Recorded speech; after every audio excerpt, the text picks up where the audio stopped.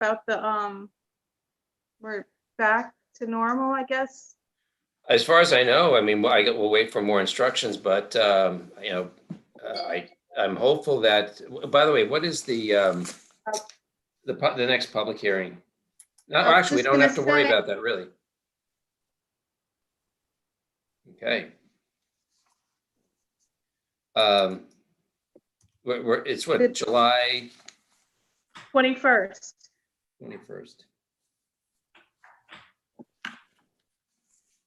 Yeah, because we don't have any new applications, so. No, but if they get continued, Right. I don't know if for any reason. I'm not anticipating that, but one never knows. Hello, Catherine. You're muted. Hey, Tim. Hey, Scott, how are you? Very well, yourself? Everyone else, good? Everybody's good. Good. Did I hear a rumor that we might not have a July meeting? No, we'll have a July meeting. I know we're gonna have at least one application, which is gonna be a significant one. And who knows what else, but, no, pursuant to, I guess it was today, wasn't it? Where things were opened up, the edict came down from the governor. New York State, as of today, yes. Yeah, so, it looks like we're gonna have, our, you know, In-person meeting. in person at the town hall, starting in July, which will be nice. Yeah, the July meeting, I think they want to have in person. Yep. So, we're at 7:00. Do we have all the bodies here? Let's see, 1, 2, 3, 4. Yeah, there's only 4 members now. Kim, is John? John's not going to be. John's not coming. No. Okay. Join audio too. All right. Well, Well, shall we Everybody ready to admit roll? everybody? yeah, we might as well admit everybody and get going here. Okie doke.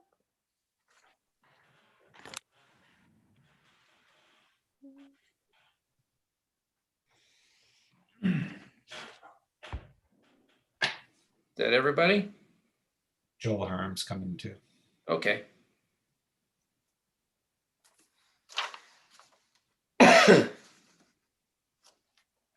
Everything's all set, ready to go. Okay. Good evening, everybody. I'd like to welcome you to the Town of Rhinebeck Zoning Board of Appeals meeting for June 16th, 2021. Before I begin, I have to read an opening statement, and it goes as follows. I have confirmed with the ZBA Council that tonight's meeting has been convened in accordance with the Governor's Executive Order 202.1, which suspends certain provisions of the Open Meetings Law to allow a municipal board to convene a meeting via video conferencing, and such Governor's Order 202.110, which extends such a suspension until July 5th, 2021. As such, there is no in-person meeting for the ZBA, and the meeting is being conducted via Zoom video conferencing. In accordance with these executive orders, the public has been provided with the ability to view tonight's public meeting via Zoom or to watch a live stream of the meeting on the town's webpage. In further accordance with the executive order, a transcript will be made at a later date. This meeting's agenda has been duly noticed on the town's webpage, which notice was accompanied by information as to how to access and view this meeting. And with that, I will open up the meeting, and the first order of business is a review of the meeting minutes for the last meeting, which was May 19th. And Scott, 20 just with the recording for the transcripts and records, you want to just do a quick roll call, make sure you have a quorum? Sure, okay. Before I do that, all right, Tim Allenbrook, Here. Tim Econopoli, Here. Catherine Clark. You're muted, Catherine.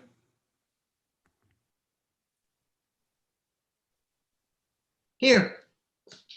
And I am present as well. So we have enough, we have a quorum. And with that, I'll go to the first order of business, which is to review and approve the minutes of the May meeting, which was on May 19th, 2021. Did everybody get a chance to take a look at the meeting minutes? Yes. I did. Yes. Okay. Any corrections, concerns, or comments? Okay, not hearing any, I'll make a motion that we approve the meeting minutes as presented for May 19th, 2021. Do I have a second? Second. Okay, that's Catherine Clark. And I'll do another roll call. Tim Allenbrook, Yep. Tim Econopoli, Yes. Catherine, Yes. and yes, myself, so approved. All right, we do not have any new business, but we do have 4 public hearings. And the first public hearing is actually a continuation of the public meeting of May 19th, and it's in the case of Whitman. So Catherine, I see you're present. Can you present the application that you have before us? And I know we asked for you for some additional information, principally regarding vegetation and screening. So if you could go through that and maybe just as an overview, go through the project. Sure.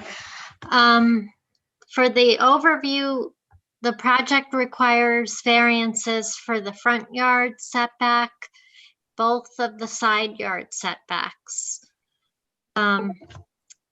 It's because it's rebuilding in the location of a previous house, rebuilding a similar footprint, but 2 stories rather than the 1 story of the previous house, and shifting the building closer to the south property line. And during the last public hearing, it was asked that I present a landscape plan showing privacy screening between the proposed house and the house to the south. And you can see here a proposed fence running from the front of the house to the end of the property line, which would cover the same area where the neighbor's house is. And that neighbor's house is roughly shown. We didn't have a survey, but we used parcel access to get the approximate location of the neighbor's house and include it on the drawing. We also had an elevation showing the 6-foot high fence, and then growing right up along the fence, hornbeam, which can get 25 to 35 feet high. And the bulk of it would be above the height of the top of the fence. So the fence would provide screening below, and then the hornbeam would give a height to the screening. Okay, so if I'm reading this right, it looks like the fence essentially goes along the southern line of the property line. Is that right? Correct, yes. Okay, and the plants that you're going to be putting in, I know they can get to a certain height. I don't know anything about plants, so forgive my ignorance. But what will be the size of the plants when they're first planted, and how fast do they grow? That's difficult to say. I reached out to a nursery to find out what height they could be purchased at, and I didn't hear back yet. I'm assuming they could start out around with the trunk roughly 6 to 7 feet high, and then the leafed out part a couple of feet above that. I'm guessing you can buy them at between 7 and 9 feet as a starting plant. But I wasn't able to get that information yet. What kind of growing does it do? I mean, does it grow a foot a year or something or other? How long does it take to get to? Not sure. I know they're relatively fast growing. Scott, I did look that up today, I was curious about it too. And it says, Okay. depending on the conditions, they can grow a foot to 2 feet a year. Okay. So they're fairly fast growing. The fence that's shown in the additional information you provided, and maybe Kim, can you, I think it's the next, there, right there. Mhm. That's the fence that's going to be put in place? Yep, I was proposing 2x2 cedar slats with a space between them. Okay.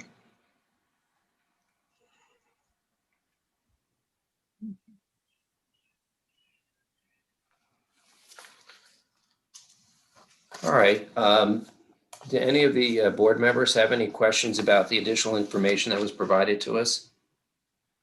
Yeah, how far is the fence off the property line? I'm sorry, I didn't see that on the, I had it right on the property line. you have it right on the property line. And then Yeah. the growth is on your side of the fence? or- Yes, the plants are inboard, but the fence right on the property line. Yeah, there's not much there right now. Catherine and I were out there on Monday, and there's just kind of some kind of low level brush or whatever. So that'll be significantly better as far as screening and that kind of stuff, compared to what is there right now. I know that there was a neighbor, and I think his name was Mr. Del Borgo. Is Mr. Del Borgo here, or anybody else from the public who would like to ask Catherine some questions about this application? Yeah, I am here with my wife, Hi. Muzayan. Hi, how are you? Fine, thanks. Do you guys have questions, concerns, or whatever that you want to address Yeah, to? we're just wondering, we love the fencing. It's really nice. We're just wondering about the vertical spacing of the slats. So I know it says on the in the drawings that it's 2-inch slats, but if we can specify the spacing between them, it shows like a quite thin spacing here. Is this like 1 inch or 1.5 inch? It's 1 inch.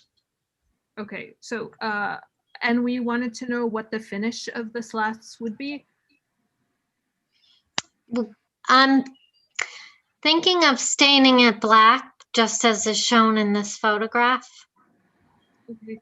I think in the photo it's like maybe a darkish gray or brown, and we're just concerned that if it's black, maybe it would reflect too much heat on our property, since it's like pretty close to our house.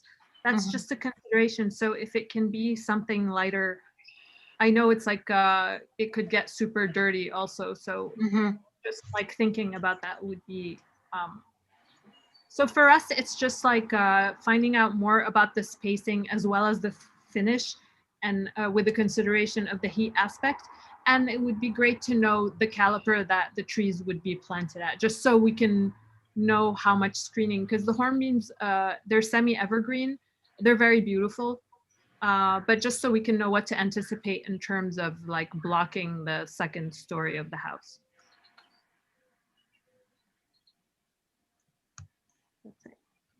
Catherine, are you in a position to, Catherine Whitman, are you in a position to answer any of those questions? The spacing I answered at 1 Yeah. inch. I'm open to doing a clear finish on the fencing as well. I would like it to, I'd like to have the freedom of color choice left until the house is built, so we can make sure it goes with the final siding selection. And in terms of the caliper of the tree, I don't have I really don't know what would be available when we're ready to plant, what we'd be able to get, and we would do our best to get something mature that would still take to the new location. But I don't have any information yet on how big they sell it. Do you guys have copies of the additional information that was provided to the board? We You have have- the drawings that we're Okay, showing on the plan. That usually when I think when you're ordering such a large number of trees, you have to order them in advance. Like you can't in the same season say I need, I don't know how many these are, like 10 or it's very hard to find the same height, and so maybe like you might have to order in advance, and then you could guarantee more the height and the caliper size of it. Mhm. So if we could just have more information on that, and I'm sure the color choice is going to be very nice, but also it would be great to know what it is just from our end. It would be fabulous to know that, but we're very happy that we have such a tasteful neighbor. And I'll tell you, as I wrote a resolution up, and which we'll probably deal with later on this evening. But I will tell you that the resolution will be very specific and make it clear that this exact plan has to be put in place as part of the any variance granting. So you can be assured that what has been presented to us, the size, the shape, et cetera, has to be put in place, and also the trees and the spacing of them, everything else, everything has to be in conformity with the plans that have been presented to us. That's a condition.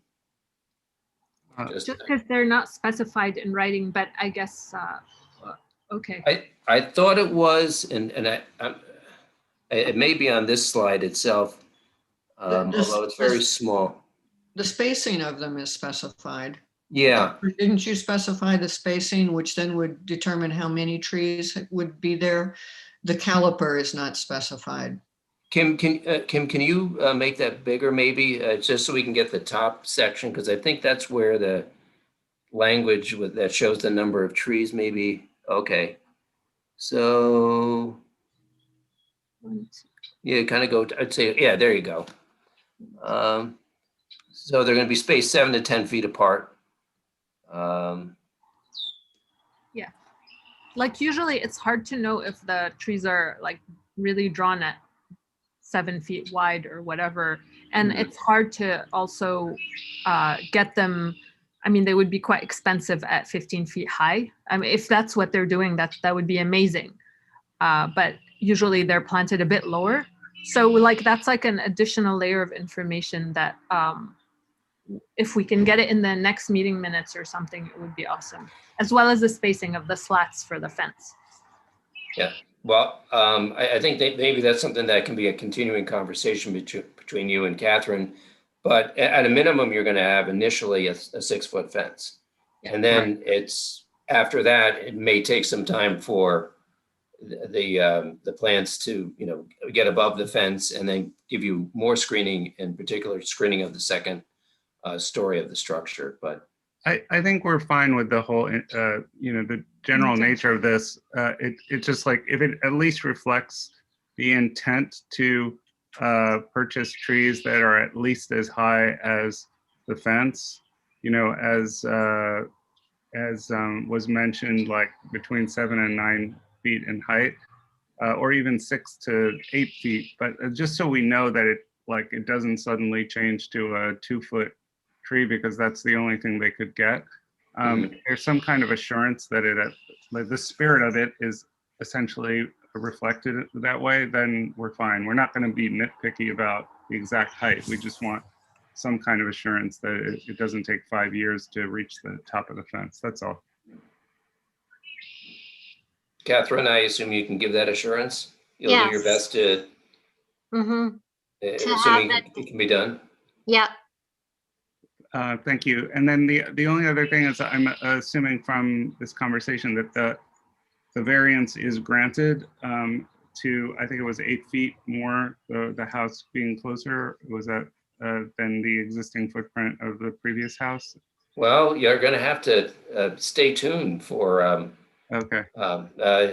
Maybe, maybe not. Maybe it's something less. I'm in suspense.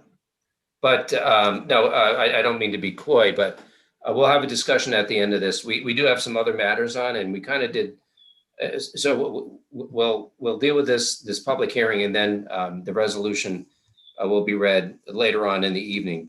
And feel free to stay, and the board will have a discussion, and we'll agree on a resolution. So what's shown in the plan is the 8-foot extra, right? Correct. Correct.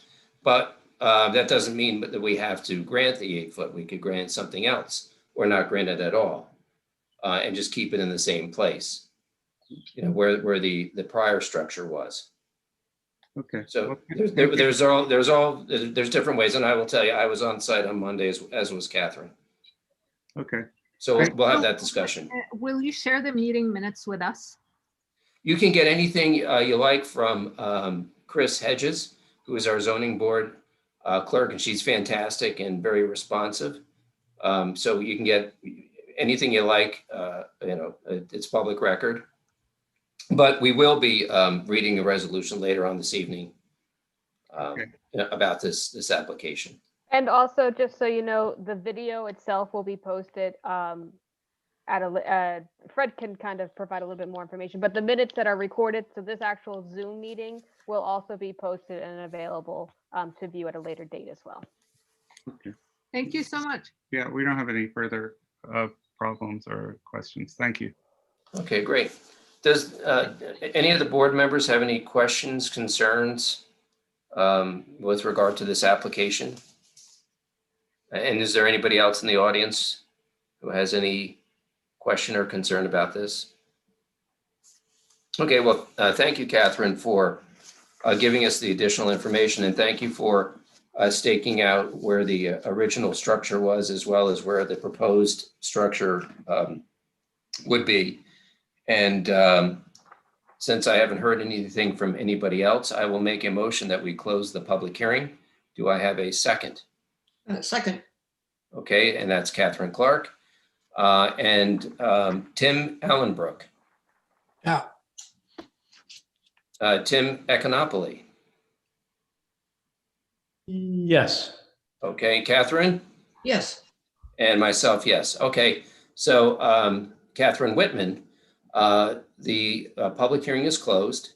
Normally, we would do a resolution at the next meeting, but I think we discussed that we will have one ready for you this evening. So we do have some other matters we have to go through, and you're free to hang around, but it's going to be a while, but we'll do the resolution later on, okay? Thank you. Thank you. All right, the next matter that is on is the Shapiro case. Is there anybody here for the Shapiro case? Hello, my name's Eli Sands with Wagner Hodgson Landscape Architecture. Hello, Eli. Hi, I'm working with Lisa and Michael Shapiro and also Stephen O'Brien from the Jane Pools. And I'm Okay. here, Lisa Shapiro is here. Okay, hi, Lisa.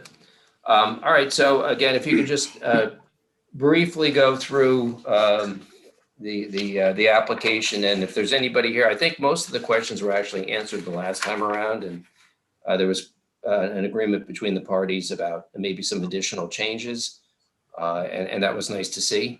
But if you could just, Eli, just take us through, briefly, the application and the final proposal. Absolutely. So just a quick background on the application. The property is at 57 Upper Hook Road. The project we are proposing is a discrete lap pool on the sort of north side of the house that will be built into an existing slope. This location was chosen for a variety of reasons. One, it was sort of the most usable space within the property without removing some already existing beautiful gardens. Two, the space right now was in good proximity to the house. So that was why this area was chosen. The pool itself is a discrete lap pool, and we're using a wall to create a pool barrier that will be matching in aesthetic with the existing stone walls on site with a blue stone veneer or natural stone veneer. Since the last public meeting, we received some comments from the planning board and the ZBA, and as well as some neighbors, and we were really thankful to get those comments, and we thought they were all really good. And so we have incorporated those comments into this drawing.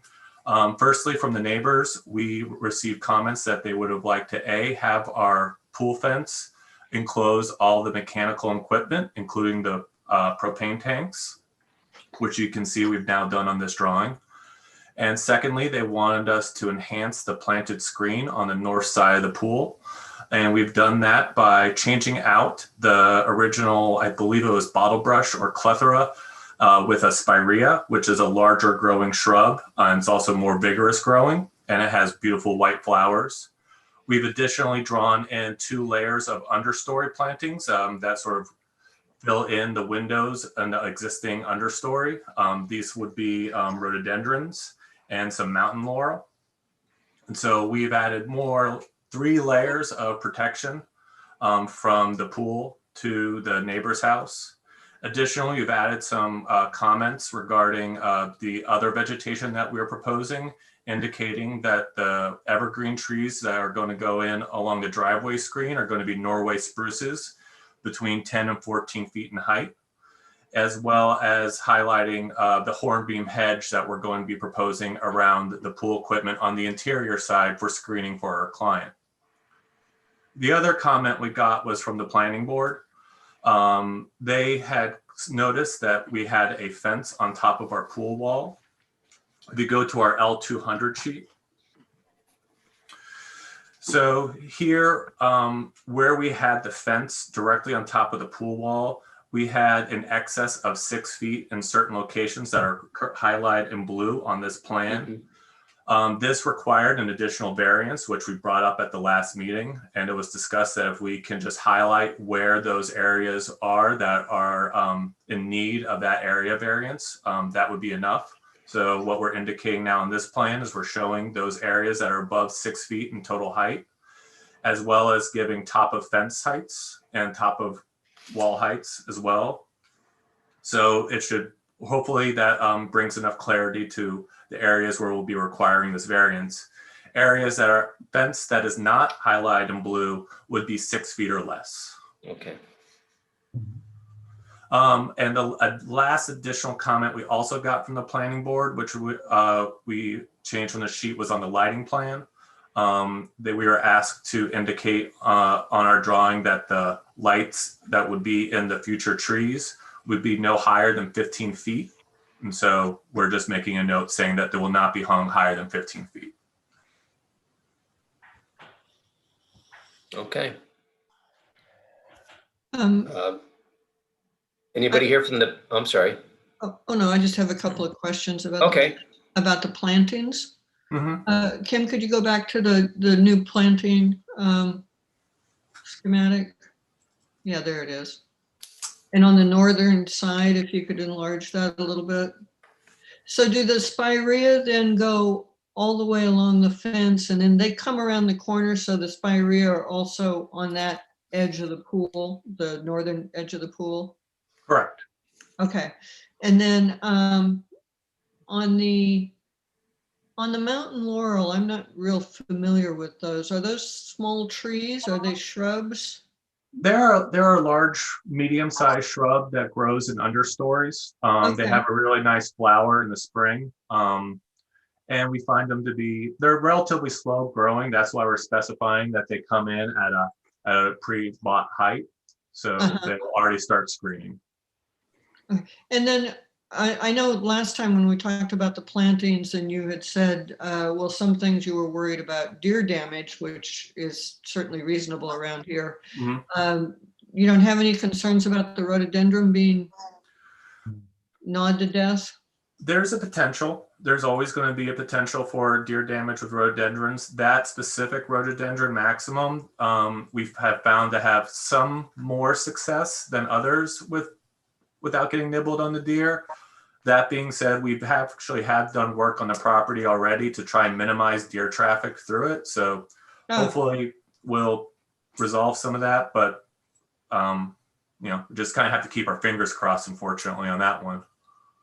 Okay. It looks very nice. Thank you. Oh, thank you. I don't have any other questions, Scott. Okay. Any other questions from the board members, or is there anybody here from the public who would like to ask some questions? I do have a question. Okay, Tim. Eli, this plan isn't the original plan, correct? By the original plan, you mean the one that we had submitted to the ZBA originally? Yeah. Correct. This is a revised one that we have done. Revised number of this, what revision is this? This would be our first and only revision. I thought I had a date on there, but I guess not. It would be, I guess the date would be, I would have dated today, 6/16. Apologies. 6/16? Yeah, Tim, on the plans, it says its date is February 17th. So Yeah, that's it what I wasn't saw. out. I put that in the, my resolution. What we but- can do, Tim, is that if you would like, we can always add a note to the resolution that you have drafted that references to the plans are attached. We can attach these particular plans to the resolution so there's no Okay. questions about it. So, but in my resolution, I should read it as revision 6/16/2021 and attach that revision. Is that what you're saying? Or, Well, I would actually, because it's not dated today on the plans that were submitted. So, yeah, you know, we can say was received on, I don't know what day it was received on, but we can make reference that it was received on such and such date, and it's attached to the resolution. Apologies for that, Tim. no, don't worry about that. So do you, okay, what date do we want to use? I guess that's the question. I don't remember when it was received. Chris probably has the answer to that when it was. I sent all the drawings on the 1st to Chris, Okay. the revised ones. So we can say was the drawings received on June 1st, Okay, attached for reference to Okay. this resolution. Or if you want to fling a little legalese, you can say on or about. That's true. Well, look at the time date stamp on the email. Yeah, that's right. And Chris can make that change, so. Yeah. okay. It's June 8th. June 8th, all right. June 8th. Okay, thank you. Welcome. Okay, any other questions or concerns from the board members, the public, anybody else? Okay, hearing none, I'll make a motion that we close the public hearing. Do I have a second? Second. Oh, go ahead, Tim. All right, so that was seconded by Tim Econopoli. And so by your second, I assume you're in favor, Tim? Yes. Okay, Catherine Clark, Yes. Tim Allenbrook, Yep. and myself, I am in favor. Okay, we are pursuant to our the last meeting when we agreed that we would have a resolution ready. We will have a resolution ready. We just have 2 other matters we have to get through. So Tim has put together the resolution. We'll read it later on. And thank you for your revisions and your work with the neighbors in particular. And I want to say that again to Ms. Shapiro, that was, you know, it was nice to see everybody coming together and working this thing out so everybody's happy. It doesn't happen all the time. We're happy when it does. So thank you. Thank you. Thank you. And so, all right, so the next matter is the Baker case. Is there anybody here from the Baker, on the Baker case? Yeah, I'm here. Matt Town from William Hey, Matt. Engineering. Hi. How you doing? Okay, so this is the public hearing. I believe this is the first time on. And if you could, just, I know you explained to us previously what you wanted to do. We asked for some additional information, which was provided. And so if you can just take us through the application. And is there anybody here from the public on this application? Yes, Lisa. Okay, and who's that? Lisa Kusa. Okay. I'm the neighbor. Right. Okay, Ms. Kusa, I know we got your information and we're glad you're here. So what we'll have the applicant do is go through the application, and then when he is done with presenting, you can ask whatever questions, concerns that you have, as well as the board members. Okay? Thank you. Thank you. Yep.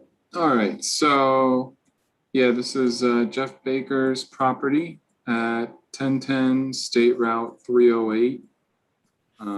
It's 24.5 acres in an agricultural district.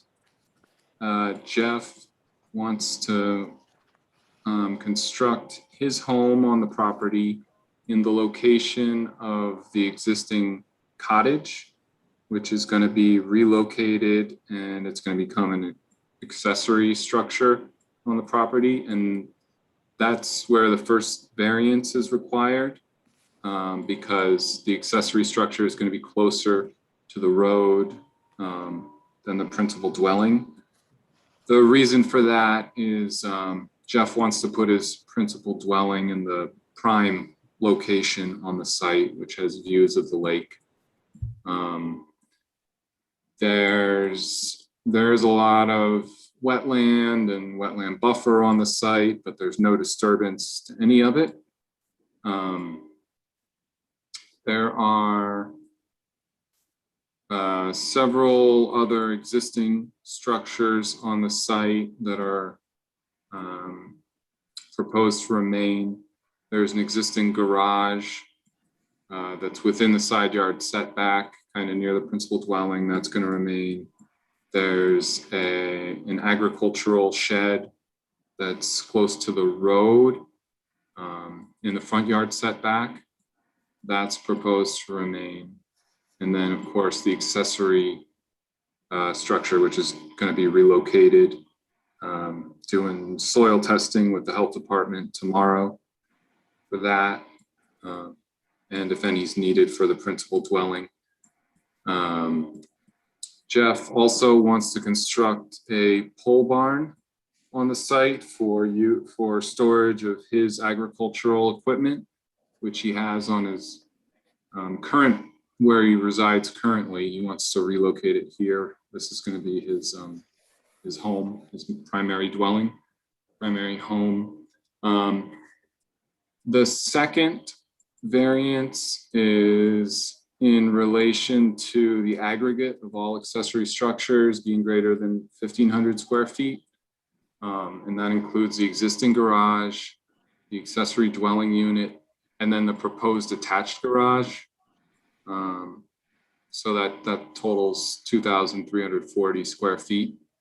So those are the two variances required. And then the pole barn and the shed in the front are considered agricultural buildings. So they're exempt from that calculation. Jeff currently has a tenant that farms the property, and part of his intention is when he moves here, he wants to farm it himself, and the tenant will no longer be working the land. So all the equipment and all the debris and trash that Lisa noted, it's all going to be removed, and Jeff is going to do the working on the land himself. So that pretty much sums it up. If there are any questions, feel free. I know this has come up before, and so I know you made reference to trash and equipment and other things that Ms. Kusa has mentioned and submitted information on. I assume you have, since you said that was going to be taken away anyway, that you would have no problem with that being a part of the resolution. Assuming the variances were granted, you would have no problem with that being a condition. Oh, that's fine. Jeff, his intention is to remove all that and to do the work on the property himself. So right. Actually, Scott, what we sometimes have asked for in the past, if the applicant is willing and will volunteer to, if they can provide just a little letter for the board, just kind of stating, what Matt had just represented, that their intention is to farm it and to remove all those debris and trucks and stuff, and have his own equipment on there. Sometimes we've asked for that in the past. Again, if the applicant's willing to do it, we would certainly welcome that for the file. Sure. I would just think in terms of that timing would also be a part of that potential discussion and consideration. It may be that when Jeff moves on this land, decides not to farm it. But I think the discussion would really be about having all that removed regardless of what his future farming activity is.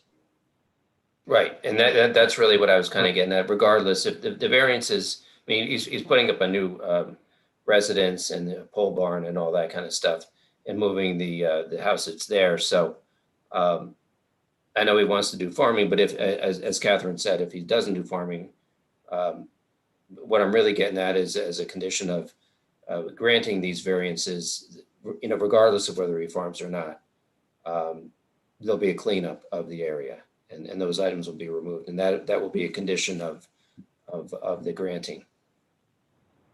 Yeah, I think Jeff would be okay with that.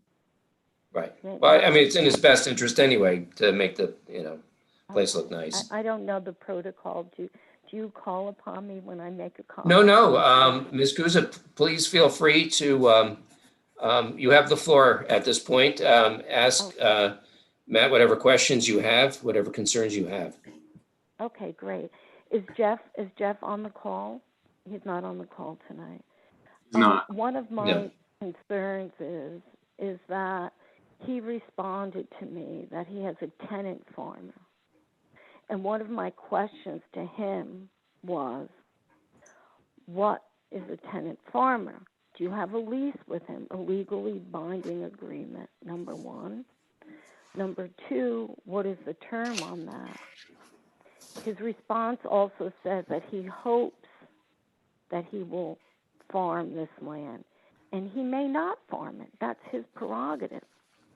But as I'm going through, and as the pictures have been submitted, there is such a disregard for the land, and as a neighbor, and what it has done to the neighborhood is alarming.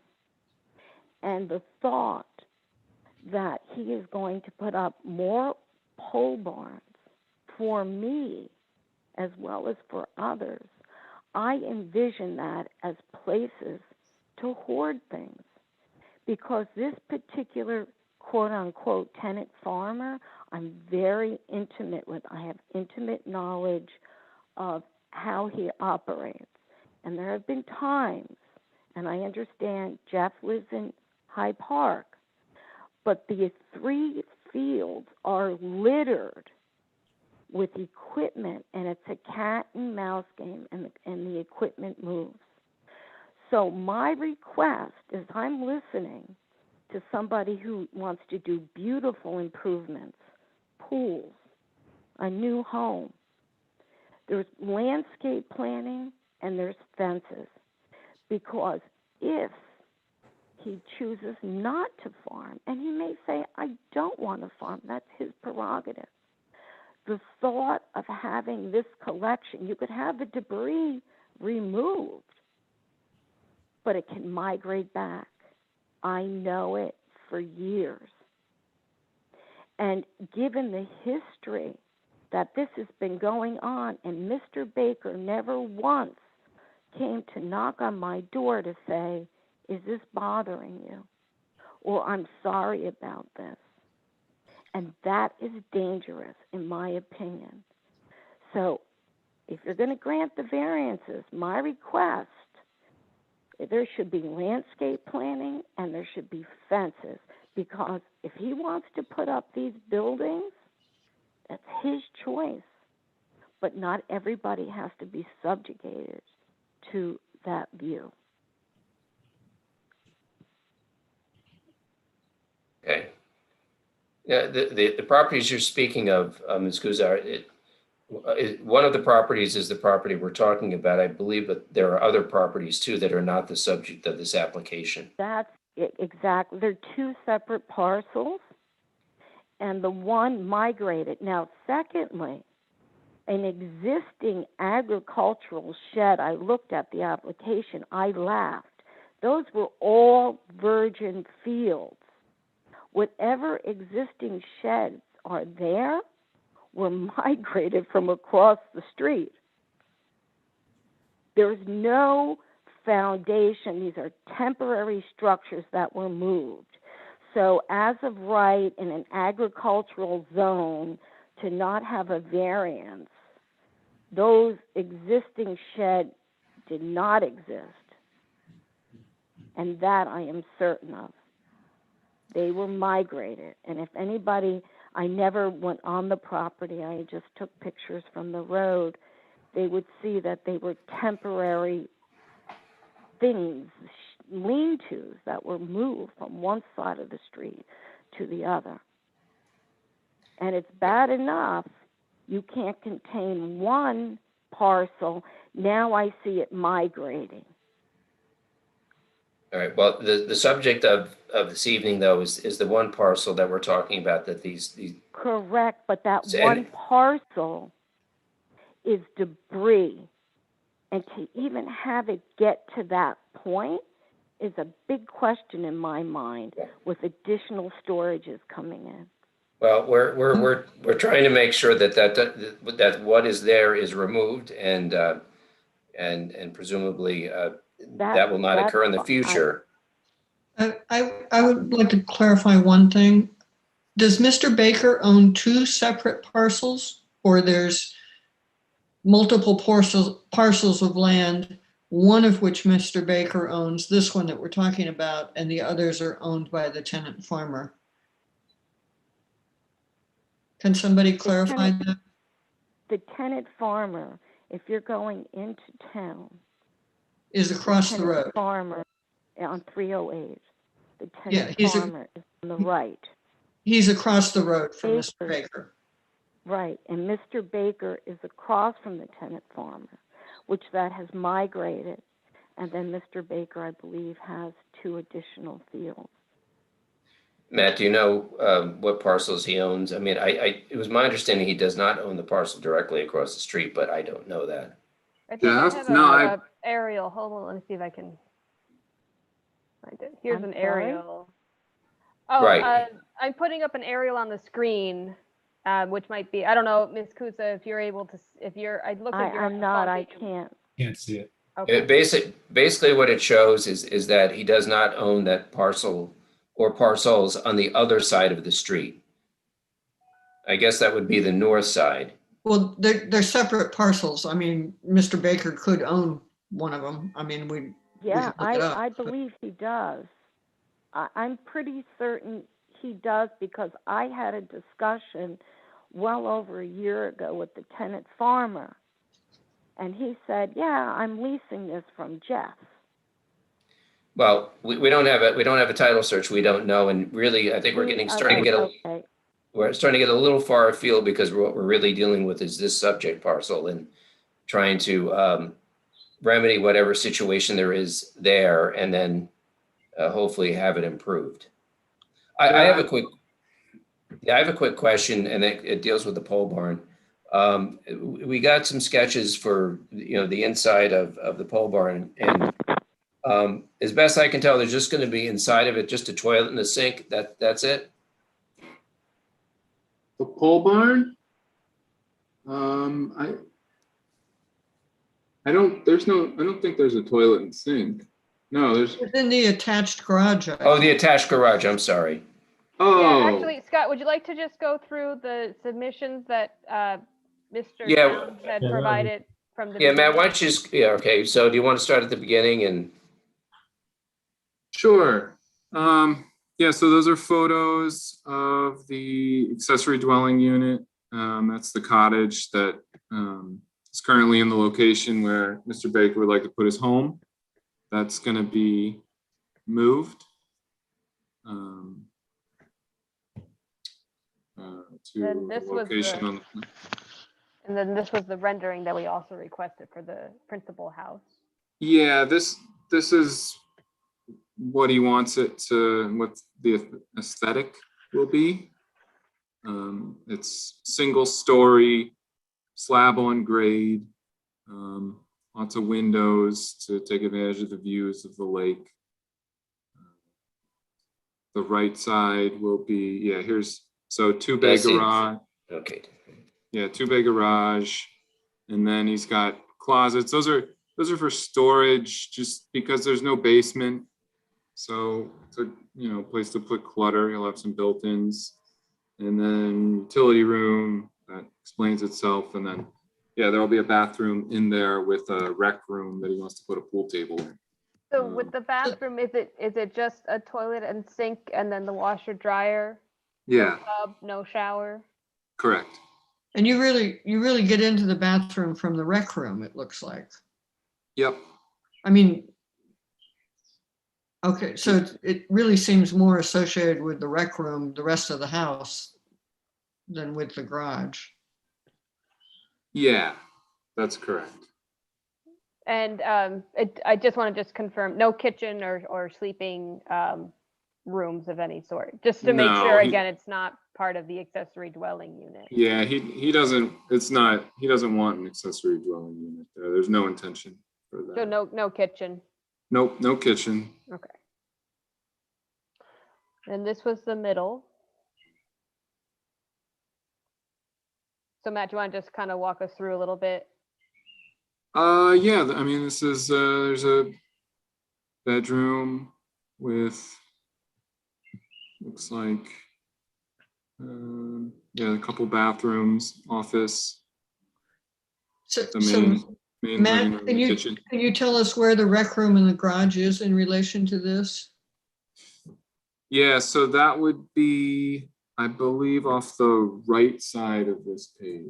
Okay, yeah, I was kind of losing my orientation there. Okay. Yeah, yep. No, it would be off the right side, kind of near the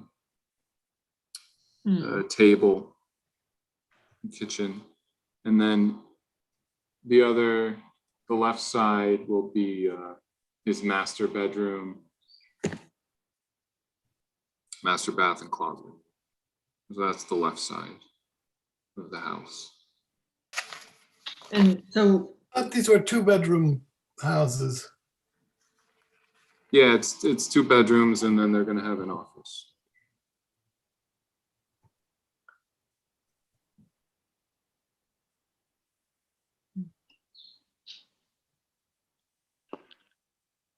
Hey, Kim, can you go back one page? So in this one, where's the master bathroom, bedroom? Off the left side, the door is off the living room. So go down where it says living room, it says barn door. Is that part of is that part of the single story? Yeah, that barn door opens and leads to the master bedroom. How come it's not drawn on the plan? It's just 3 separate pages. Oh, I see what you're saying. Okay. Gotcha.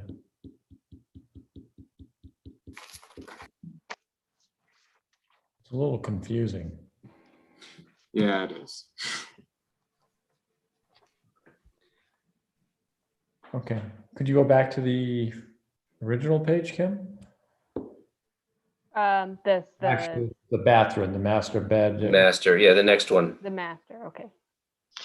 can you, Matt, can you provide us with a kind of integrated set of floor plans? All 3 of them together? Yeah. Yeah.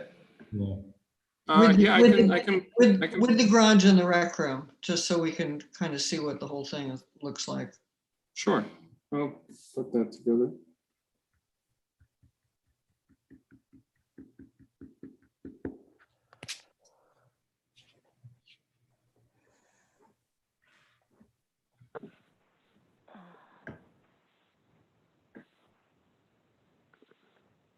Now, Kim, did you say that the garage, this attached garage, does it count as part of the accessory buildings square footage or no? No, it shouldn't. I have to look back at my notes, but let's see. Well, it does say roof or I have to look back at my notes. I can't remember how accessory structure is classified. If it includes attached garage or not. So let me just. It does. It has in the past. I'm not It has saying. in the past. Yeah. I'm not saying I agree with that interpretation. I'm just saying that that's the precedent that's been around for as long as I can remember. Yeah, I think that's right, yeah.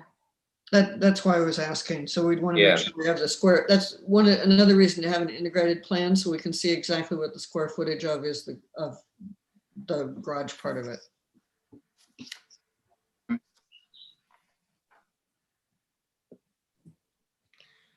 Right, and that does it for, does that, well, the next is, shows the garage, I guess, the outside. This is the pole barn. Is it the pole barn? Okay. Yeah. Oh, yeah, it is. It's the No. pole barn. Okay. And then there was a floor rendering for the pole barn. So there's going to be an upstairs to the pole barn, right? Yeah, there'll be a loft for storage. Will the pole barn be enclosed? Yep. With doors? Is there a? There's sorry. no water in the pole barn, is there? Nope. And do you have any rendering of what the outside exterior is going to look like? I know you have for the house. Yeah, I'll have to check with Jeff. If you are you looking for? What's going to look like when we drive up the driveway? Okay.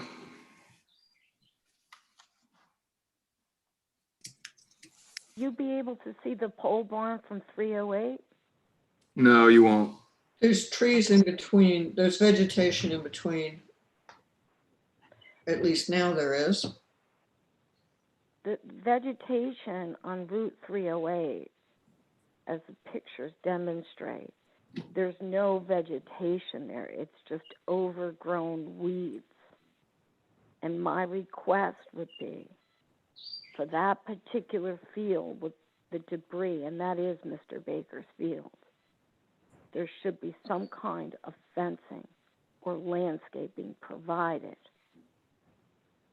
So if they decide to leave whatever they want there, or if he's contractually obligated to this tenant farmer, that nobody has to look at all of this stuff. Board members, I do have the photos that Ms. Kuzo has provided. If you would like me to put them on the screen. Sure. I know that Ms. Kuzo can't see it, but you know, I'll just go through them.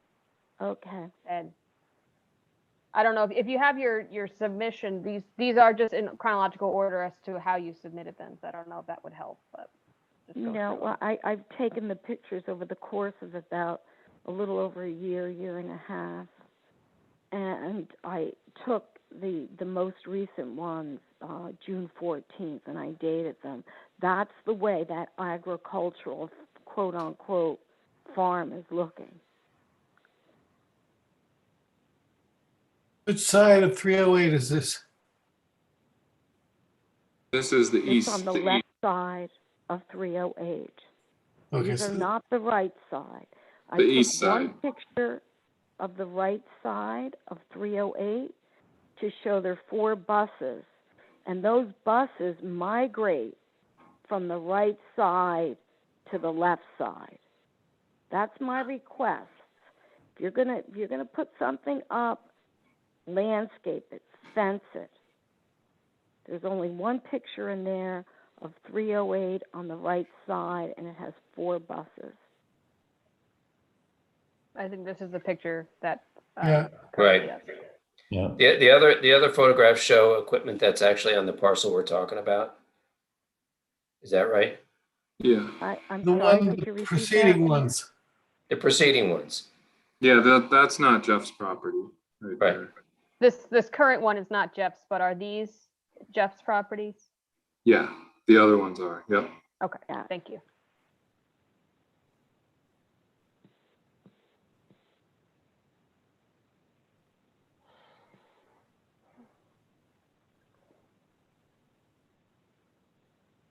Okay.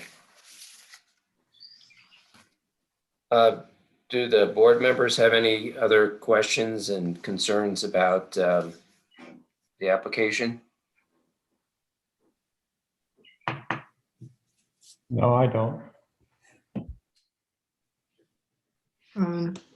No, I mean, I can, we can I can look up on parcel access and see if Mr. Baker owns the other properties.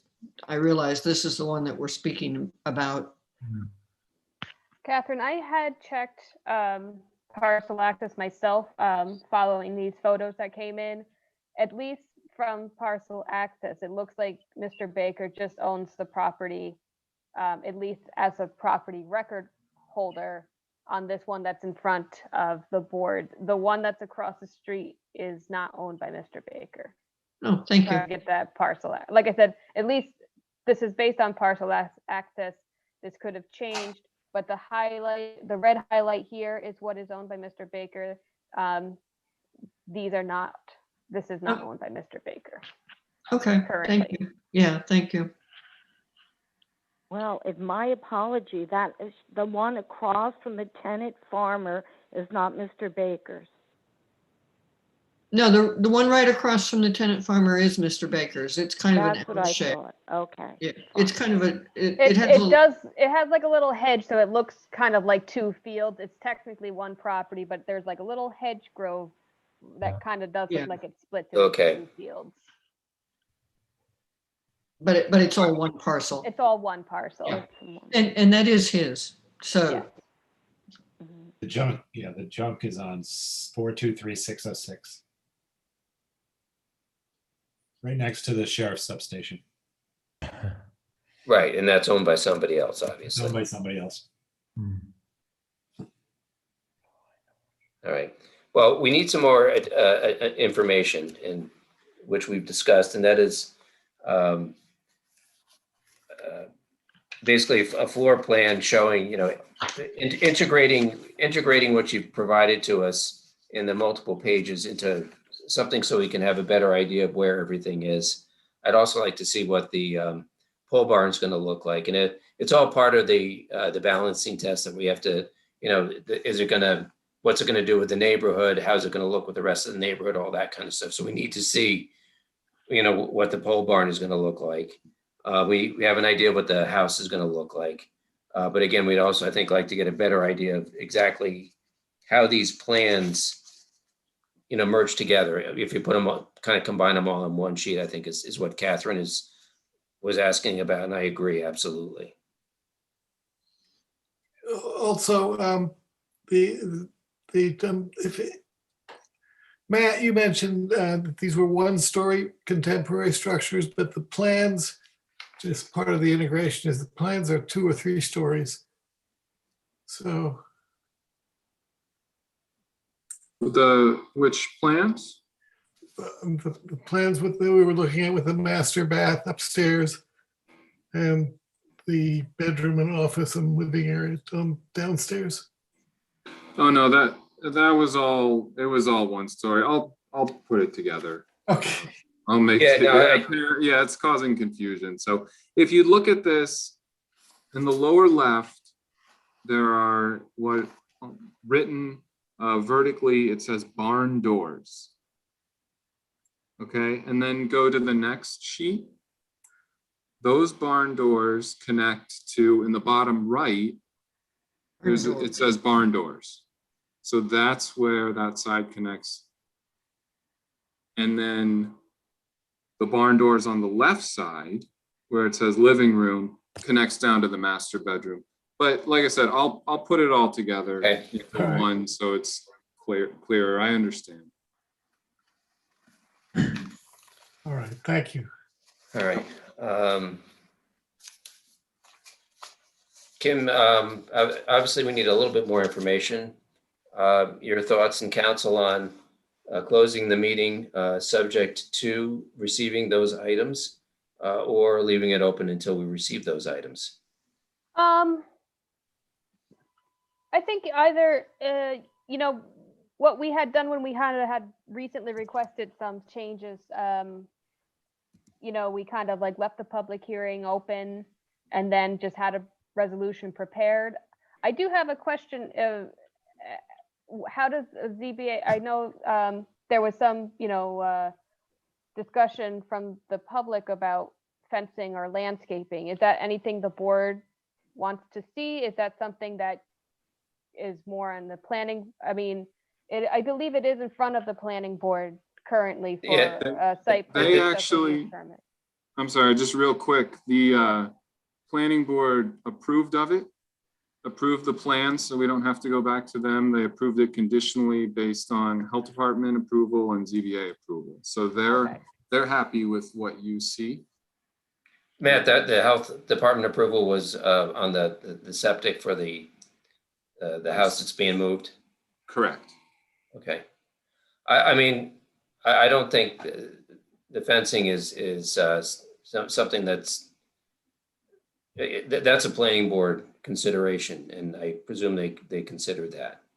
Yeah, Yeah, but excuse me, did the planning board see those pictures before they gave approval?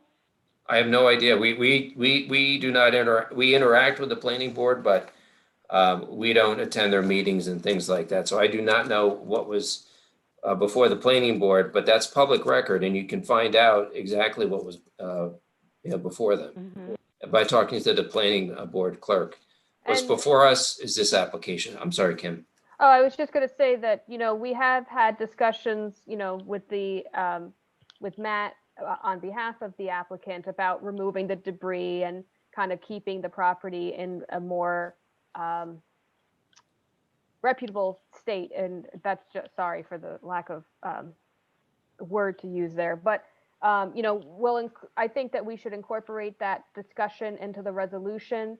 The planning board and the ZEO will have that resolution, which kind of provides a little bit of protection, I think, to prevent it from getting to the current state it's in.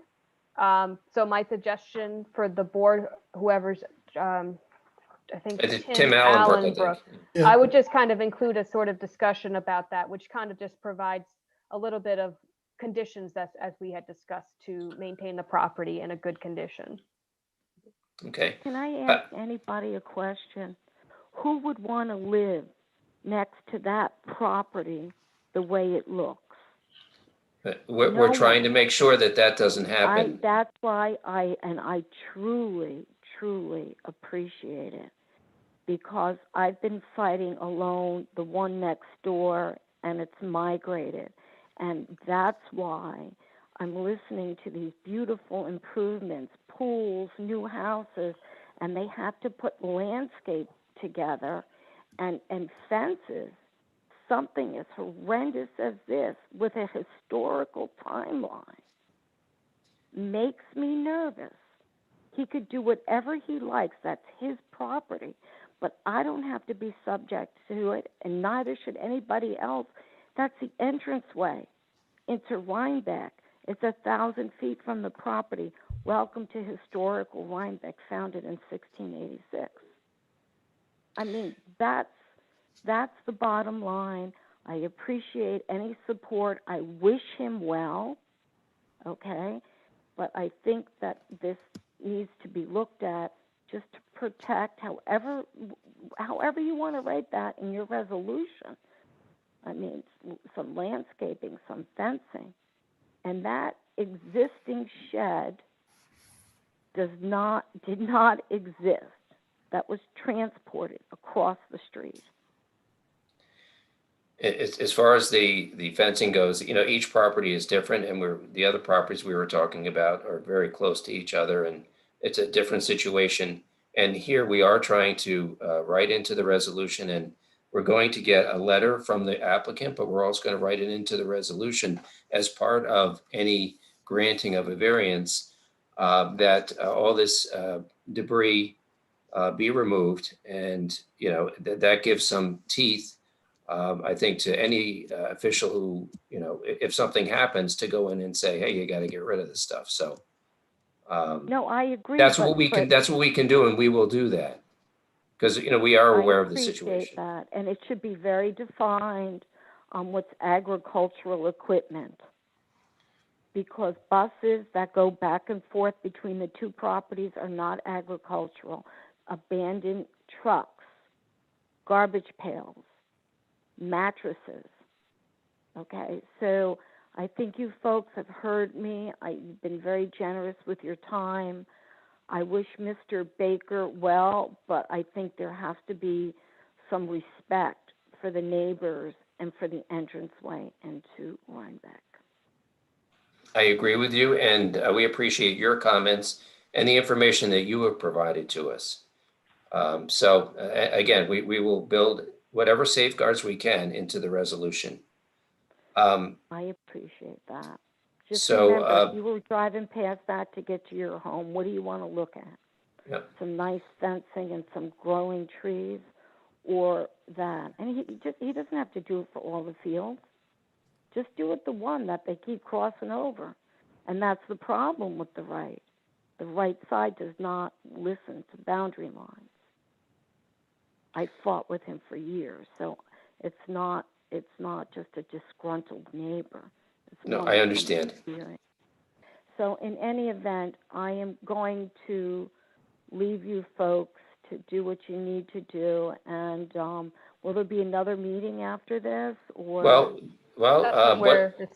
what we're, and my suggestion is that yes, Matt, what I think we'll do is what we did with the first two matters, and that is we'll keep the public hearing open so that we can receive that information, maybe ask you some more questions.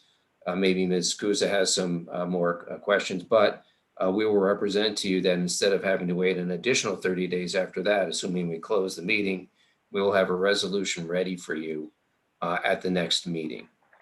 So I think it's fair to both sides. It doesn't slow you down, but it allows us to get more information. It allows Ms. Kuza to see the more information, and then we'll complete hopefully the public hearing at the next meeting and have a resolution for you later on in that evening.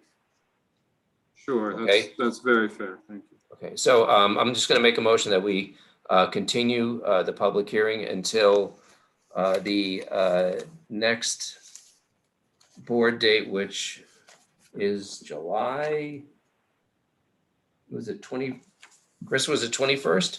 Yes, July 21st.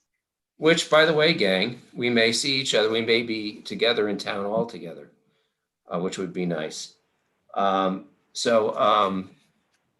I make that motion. We continue the public hearing until July 21st so that we can receive the additional information. Do I have a second?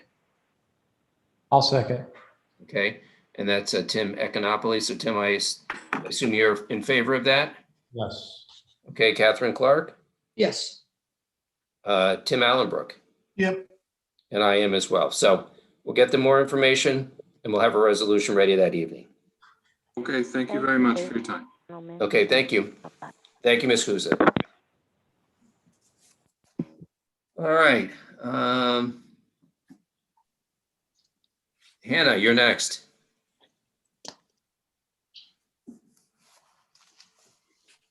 Hello. Hello.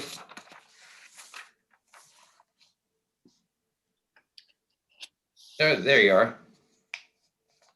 Okay, so the public hearing is open still. So again, if you can just go through, I know we had asked for some more information and I know some of it was cost prohibitive. So we just did away with the requirement, but if you could just take us through just briefly the application. I know we know it, but for the record. So we are looking to build a storage workshop shed on the only buildable spot on our property. And you can see it there. We are seeking a variance for the front and the back of the shed. We already got a variance for the side. And we were asked by the planning board to get 2 more variances, one from the back of the shed to the back of the property line and from the front to the front of the property line.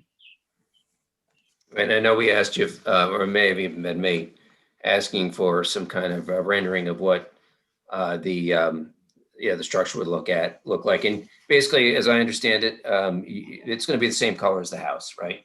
Yes, but this is an Okay. old, we had, Without the previous renderings, sorry. that's These are not, the renderings. This isn't right? this is it. This drawing right here, these are the drawings. The former, the other renderings were for a metal kit building, which we are not building.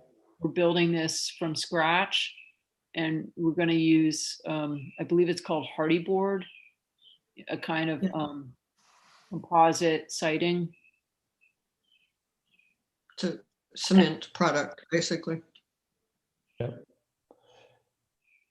And we're going to paint it the same color as the house. It's a single story storage workshop shed, and it will have doors, windows, and a sink.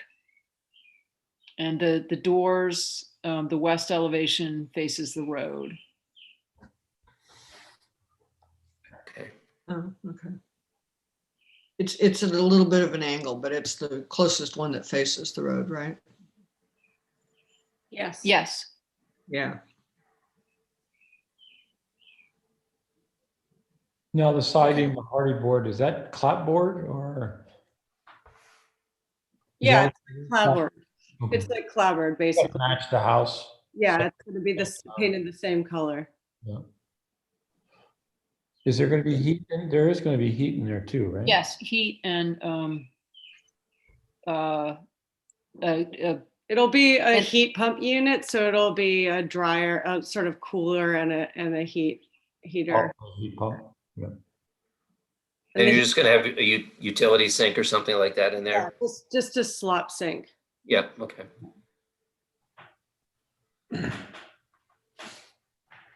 All right, I don't have any questions. I don't either. Me neither. And it was already staked out. I know we went there before. It hasn't really changed any from. It hasn't changed. The stakes are still there. Okay, well, that's Catherine, good. You want to go back, Catherine? I think you and I sure. went together. Yeah, sure. I like site visits. All right. I don't have any questions or concerns or any need for more information. So how about the board? Anybody need anything else for their consideration of the application? I don't think so. Okay. And I don't hear anybody from the public. I guess nobody from the public. All right. I'll make a motion that we close the public hearing. Do I have a second? Second. Okay, Catherine was first, so Catherine Clark has the second. Tim Econopoli, Yes. Catherine Clark, Yes. Tim Allenbrook, Yes. and I am yes as well. And I believe, Catherine Clark, you have been charged with writing this resolution, correct? I was just checking, and I believe that is true. Aha. So we will have a resolution ready for you by the July 21st meeting. This has been closed, so we have everything we need. And Catherine will have the resolution. We'll read the resolution. You don't have to be present. Well, you guys have been through this before, so you know. But if you want, if you don't have anything better to do on a July 21st Wednesday night, and you want to hang out and listen to a resolution, we'd love to have you. Thank you. Okay? Thank you for the invite. We're desperate for audiences, so Anyway, but all kidding aside, we'll have that ready, and I'm sorry that it's taken this long, but it'll be done on the 21st. Great. And, Okay. and hope that this is our final visit. Yes. Project. Yes, We do too. we do too. Thank you. Not that we don't mind seeing you, but Yes. I know what it's like to go through this process. Yes, Catherine is a former satisfied customer, I believe. Yes, but I also had some holdups, just like you did. So Yeah. I understand. Yeah. Anyway, thank you for your patience. I really appreciate it. Great. Thank you. All right, thank you. Have a nice evening. Yeah, you too. All right. So I think the next thing is we have gotten through all of our public hearings, and we'll start with the old business, which is the Herm matter. So does somebody want to read that resolution? I can read it. Okay. I have my water here, so I'm ready. Resolution of the Town of Rhinebeck Zoning Board of Appeals in the matter of the area variance application of Joel Herm and Susan Hochbaum. ZBA case number 1014. The applicants are Joel Herm and Susan Hochbaum. They are the owners of the property and are representing themselves. The property involved, this appeal involves property located at 443 Mill Road in the town of Rhinebeck, and which bears the tax parcel number 606900935067. The applicant's property is 10.2 acres in area and is located in the RA10 zoning district. Description of the proposed project. The applicant seeks to utilize an existing dam along Landsman Kill to generate power for their property. The proposal is to install a small hydropower turbine to power the house, appliances, their electric vehicles, and which would allow them to be self-sufficient. The project is not intended to provide power to the grid or beyond their property. The project will consist of a 10 kilowatt hydroelectric turbine that attaches to an existing low-level HDPE outlet, an electrical control panel, and cable that connects the project and the house. The turbine is to be installed on open rock next to the spillway. The generator and associated panel box are considered accessory structures and neither require any covering structure. Section 12527A2B of the Town of Rhinebeck zoning law states accessory structures must be set back 60% of rear setback and 70% of side setback. Therefore, two area variances are required. Variance 1, rear yard setback for the panel box. 45 feet is required and 30 is proposed, requiring a variance of 15 feet. Variance 2, rear yard setback for the generator. 45 is required and 0 is proposed, requiring a variance of 45 feet. ZBA review. Timeliness of appeal. The applicant filed an appeal with this board on March 20, 2021 and has paid the requisite fee. The appeal was filed within 60 days of the date of the CEO's determination letter, which is being appealed, dated March 1, 2021, and thus the application is timely as required by section 125(1)(b) of the Town of Rhinebeck zoning law. This application was accepted by this board on April 21st, 2021 and deemed complete. SECRA. This application is simultaneously before the Town of Rhinebeck Planning Board, who determined this as a type 2 application at their March 1, 2021 Planning Board meeting. The ZBA accepts this classification of the proposed action. No further environmental review is required. Referrals and responses. The application was referred to the Town of Rhinebeck Planning Board following the ZBA acceptance of the application is complete. The Town of Rhinebeck Planning Board responded on March 18th, 2021, stating they had, I think that should be seen. They had seen, or they, either the had comes out or we change the saw to seen, no significant planning or environmental concerns. About take the hat out? Yeah, I think we take the hat out, Chris. The application was also referred to the WAC as it is within the LWRP. The WAC has not responded. As 30 days have elapsed since the application was referred to WAC, the ZBA may move forward with its final decision without having received comments from the WAC. Public hearing. A public hearing on this application was advertised and held on May 19th, 2021. Because of the COVID-19 pandemic, the public hearing was held virtually pursuant to New York State Executive Order 202.1, which suspended certain provisions of the open meetings law to allow a municipal board to convene meetings during the current pandemic via video conferencing and/or telephone conferencing. The public was thus afforded the opportunity to view and participate during this public hearing remotely. A letter dated May 14th, 2021 from Dr. Bert Nelson of 463 Mill Road was received by the ZBA. Dr. Nelson requested that the ZBA refrain from any action until after the scheduled planning board meeting on June 7th, 2021. No other input was received from the public during the meeting. As the planning board has concluded its secret review, the ZBA can continue with its final decision in this manner, even if the planning board continues its own review of its approvals for the project. However, the ZBA noted that the planning board would meet prior to this June meeting and would proceed with their timeline in parallel. In addition, any resolution issued by the ZBA provides that the granting of variances is contingent on any other required approvals, which would include the planning board. The public hearing was closed on May 19th, 2021. Site visit on June 6, 2021. So we have to switch that around. Timothy Allen Brook and Catherine Clark visited the applicant's property and the surrounding neighborhood to observe firsthand on-site conditions, property characteristics, settings, surrounding environment, and the character of the surrounding neighborhood.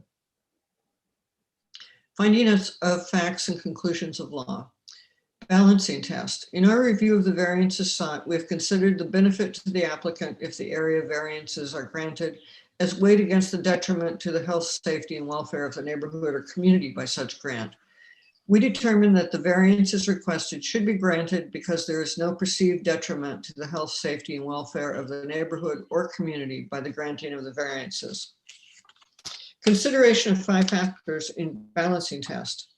In our determination, we have considered the 5 factors required by section 125.124C1 of the Town of Rhinebeck zoning law as follows. If the variances are granted, will it cause an undesirable change in the character of the neighborhood or cause a detriment to nearby properties? We find the answer to this question is no. The property itself is 10.2 acres and is situated so that there is ample buffer between the location of the Landsman Kill Dam that will be utilized and other properties. The closest residential structure owned by Dr. Nelson, 463 Mill Road, is 618 feet from the location of the dam, the proposed generator and control panel. The Nelson house itself was not visible from the site at the time of the site visit. Although it may be visible in winter months, the generator will be placed next to the lower end of the falls and is below the grade of the land that slopes up to the neighboring property. The control panel itself is small and very discreet and will be 197 feet from the 463 Mill Road property line and approximately 589 feet from the house. Any noise produced by the generator will be less than the sound produced by the Landsman Kill Dam itself, which has been measured at 90 decibels at the dam. Can the benefit sought by the applicant be achieved by some method feasible for the applicant to pursue other than this area variance? We find that the answer to this question is no. The applicant would like to utilize the existing dam structure and water flow to generate enough electricity to be self-sufficient.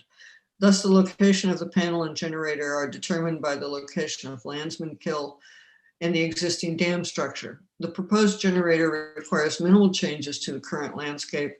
Any other solution for generating electrical power would have far more impact on the environment.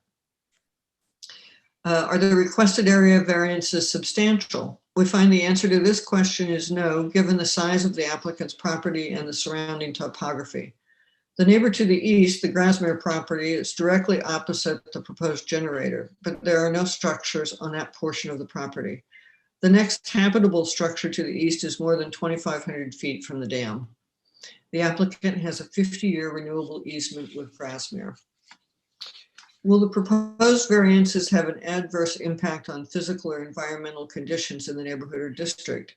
We find the answer to this question is no. As mentioned above, there is a significant distance between the site for the generator and any other homes. The sound of the generator will be far less than the sound of the falls itself and will not interfere with the natural sound of the falls. Overall, it will enhance the value of the property with no impact to neighbors. Is the alleged difficulty self-created? We find the answer to this question is yes, as the applicant could forego installation of a generator and rely on power from the grid. Minimal variance requested. In addition to our review of the 5 factors and balancing test, we must also determine if these requested variances are the minimum variances necessary and adequate to accomplish what is requested by the applicant. We find the answer to this question is yes. The placement of both the generator and control panel are designed to minimize the impact of the variances requested. They are logical in terms of maximum efficiency and will minimize any impact. Now therefore be it resolved, based on all the facts described above and upon the reasoning described above, as follows. The ZBA hereby grants the variances requested by the applicant, finding that the benefit to the applicant outweighs the detriment to the health, safety, and welfare of the neighborhood or community by such a grant. As discussed above, given the access to a pre-existing dam, the addition of a generator that can provide enough power for the property is an enhancement to the property that will have no detrimental impact on the neighborhood. The location of both generator and control panel are well out of view of other homes and will blend into the overall environment. Any noise from the generator will be overshadowed by the noise of the dam as is. Section 2, the granting of these variances is expressly contingent upon the following: that the installation of the generator and control panel conform to the plans as submitted. Section 3, the granting of these variances shall also be expressly contingent upon the applicant's full payment to the town of Rhinebeck of any and all fees and escrow deposits due in connection with this application, in full compliance with Article 14, fee reimbursement of the town of Rhinebeck zoning law. These variances shall not be deemed valid until all such fees are paid in full by the applicant. Section 4, the granting of these variances do not absolve the applicant from having to secure any other required permits and/or approvals. Section 5, the area variances shall be null and void unless the proposed construction is commenced within 1 year of this resolution. Is there any discussion on this? Any questions other than the couple of things I called out that we typo-wise that we need to fix? No, I thought you did a very nice job. It read nicely, and I think the application and the resolution makes sense. I think it's a nice project. So I like the discussion and the ultimate outcome. Anybody else? Sounds like a great project, really. Terrific. Yeah. Well, thank you. And Mr. Herm, we're not done yet, so but we just get to speak now. So you're jumping the gun, but you'll get your chance. So anybody have any? What's that? Any comments, concerns, or whatever? Or if not, Catherine, would you like to make a motion? Yes, I make a motion that we approve this resolution as written with the couple of typos that were called out being corrected. And I'll second that. And Chris, would you do the honors, please? Yes. Scott Bergen, Yes. Catherine Clark, Yes. Tim Econopoulos, Yes. and Tim Allenbrook. Yes. You're approved, Mr. Herm. thanks so much. You guys are really pros. Really appreciate it. Thanks so much. Well, thank you. It's a very nice project. Best of luck with you. Yeah. All right. So that's that. Next is the resolution in the Whitman matter. And let me just get this out of the way here. Before I get going, I do want to thank Chris for her help in correcting some of the just helping with the resolution. So it's a little lengthy. I apologize, but I wanted to make it thorough. Anyway, this is the resolution of the Town of Rhinebeck Zoning Board of Appeals. It's in the matter of the area variance application of Catherine Whitman, ZBA case number 1012. Background: the applicant is Catherine Whitman. She's the owner of the property and is representing herself, the property involved. This appeal involves property located at 16 Old Post Road, Rhinebeck, New York, in the town of Rhinebeck, and which bears the tax parcel number 6170-01-378726. The applicant's property is 0.382 acres in area and is located in the RA10 zoning district. Description of the proposed project. The applicant seeks to construct a new single-family residence. Originally, there was an existing residence on the property that had predated the zoning law and had been within the setbacks. With regard to the original structure, the ZBA granted an area variance in June of 2020, allowing a 3.5-foot addition to the front of the residence, reducing the front yard setback to 57.5 feet, where 150 was required, and that was in case number 994. Subsequent to that variance, the applicant, without obtaining a permit, demolished the residence entirely. Nothing exists of that residence, although a pre-existing garage continues to be on site. The applicant now wishes to construct a single-family residence, which has a second floor and wishes to move the proposed structure from the original footprint by 8 feet towards the south side yard boundary. As the pre-existing house was demolished, the new proposed house is no longer grandfathered into the setbacks, and thus the new proposed house must meet the setback requirements to be in conformity with the zoning law.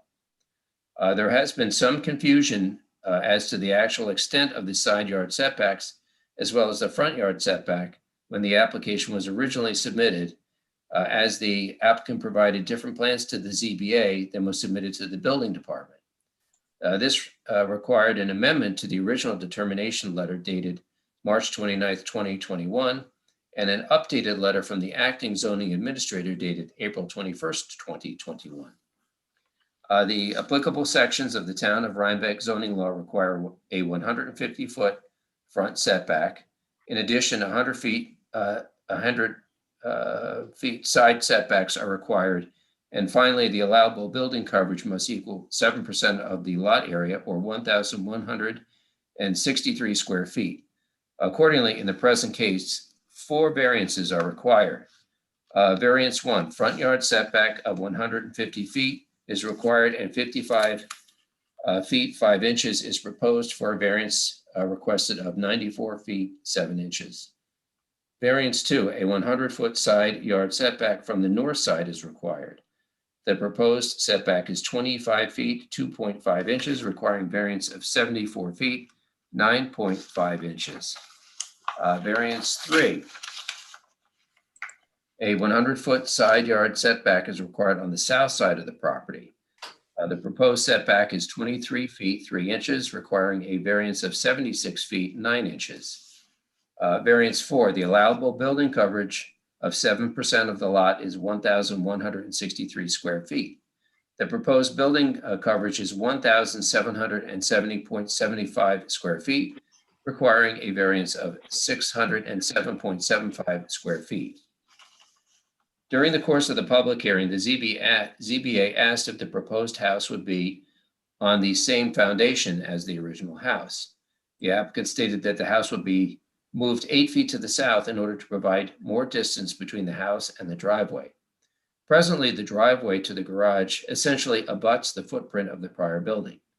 After a site visit and based upon the additional screening information provided by the applicant, the board is willing to agree to a 4-foot movement of the proposed structure to the south side lot line from the original footprint of the prior house. Accordingly, the side yard setback from the north side would be 21 feet 2.5 inches for a requested variance of 78 feet 9.5 inches. The side yard setback from the south side would be 27 feet 3 inches with a variance request of 72 feet 9 inches. ZBA review. Timeliness of the appeal. The applicant filed an appeal with this board on March 1st, 2021, and has paid the requisite fee. The appeal was filed within 60 days of the date of the ZEO's initial determination letter, which is being appealed from, dated February 4th, 2021. As stated previously, this determination letter was amended by the acting zoning administrator in a letter dated April 21st, 2021. Thus, the application is timely as required pursuant to 125-125B of the Town of Rhinebeck zoning law. This application was accepted by this board on April 21st, 2021, and deemed complete subject to additional information relative to elevations. Elevation plans were submitted by the applicant on April 27th, 2021. Secret. This application is simultaneously before the Town of Rhinebeck Planning Board, who determined that this is a type 2 action at their April 19th, 2021 Planning Board meeting. The ZBA accepts this classification of the action as type 2 and no further environmental review is required. Referrals and responses. The application was referred to the Town of Rhinebeck Planning Board following the ZBA's acceptance of the application is complete, subject to additional information being provided. The Town of Rhinebeck Planning Board responded on May 18th, 2021, stating that they saw no significant planning or environmental concerns. The application was referred to the WAC/CAB as it is on a designated scenic road. As noted in the Conservation Advisory Board's letter dated May 10th, 2021, the applicant falls within the Town of Rhinebeck RA10 zoning district, the LWRA Local Waterfront Revitalization Area, floodplain, and SASS Scenic Area of Statewide Significance. Old Post Road is designated a local scenic road.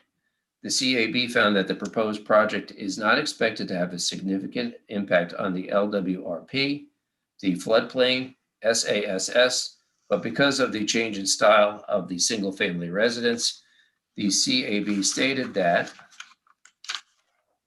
consideration should be given to how the proposed structure will blend in with the surrounding structures. Paragraph 7, public hearing. A public hearing on this application was advertised and held on May 19th, 2021. Because of the COVID-19 pandemic, the public hearing was held virtually pursuant to New York State Executive Order 202.1, which suspended certain provisions of the Open Meetings Law to allow a municipal board to convene meetings during the current pandemic via video conferencing and or telephone conferencing. The public was thus afforded the opportunity to view and participate during this public hearing remotely.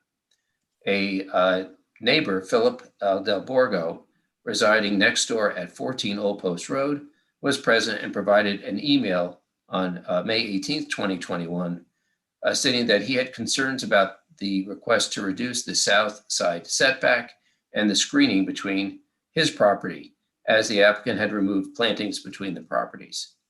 Mr. Del Borgo also inquired as to the poor condition of the garage. The applicant admitted removing a dead tree, vegetation, and weeds. She plans to remove the stump and replace the vegetation. The applicant also intends to repair the garage with new siding, paint garage door, and possible new roof.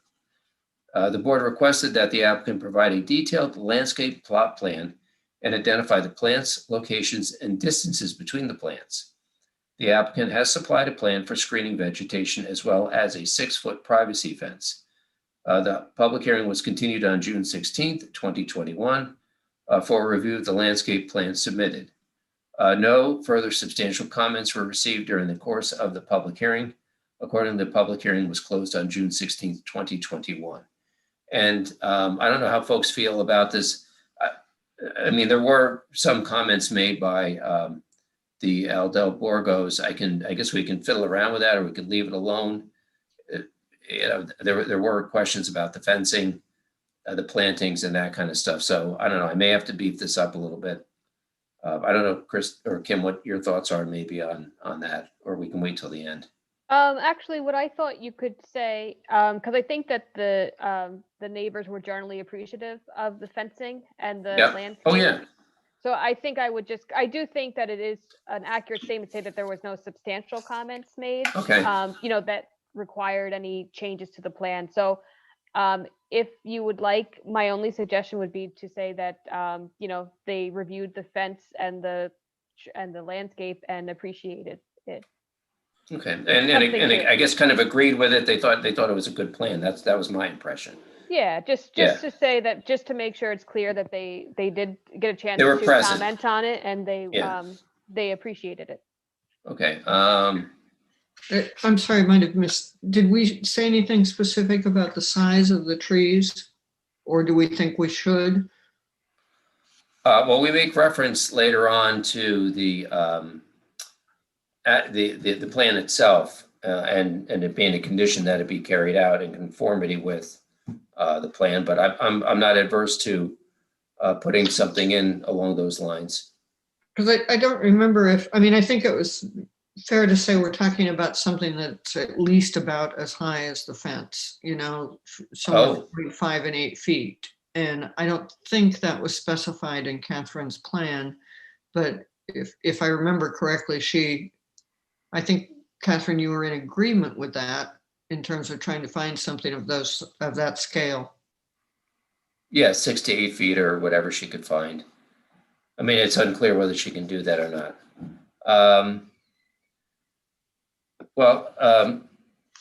I guess I think it's important to note that the Del Borgo, I know I'm mispronouncing it, Del Borgos were present and commented on the landscaping plan and were in general agreement with it and approved of it. So maybe we can insert something, you know, at the back end of the paragraph 7. Is that enough, you think, or? You see, that's the problem with doing these things ahead of time, is that, you know, you don't know what's going to happen. Well, no, and I think that, you know, it's known that, you know, these are written ahead of time, but are, you know, at the ZBA can adjust it and make edits to it. So, so maybe after it says, the sentence that says the public hearing was continued to June 16th for review of the landscape plans submitted. Put in a new sentence saying, Mr. Del Borgo was present at the meeting and reviewed the fence and tree and landscape proposal. And also, I'm not sure if it's Mrs. or Ms. or whatever. His significant other was also with him, and she made some comments as well. I think she was just as active. She did most of the questioning. Yeah, she had most of the questions. So I think there was some, he was. What do you want? I think he said it with his wife. That was my impression. I thought something was said. Do we get into fence color and stuff like that? Because she was concerned about that. Well, I mean, the resolution should have a discussion of it. I mean, the minutes will at least, if it doesn't reflect it in the minutes, I think the minutes always do point to the Zoom that's available. We can say fence color, tree height were discussed. I think that's fair. And it wasn't, I mean, they didn't agree on a color. They agreed they'd kind of like work on it, I think, together a little bit. They asked for a lighter color. Yeah, well, right. Either a gray or something like that. They were concerned about a black. Yeah. And what might happen. And Catherine, I think, expressed a willingness to work with him on, you know, a color other than black.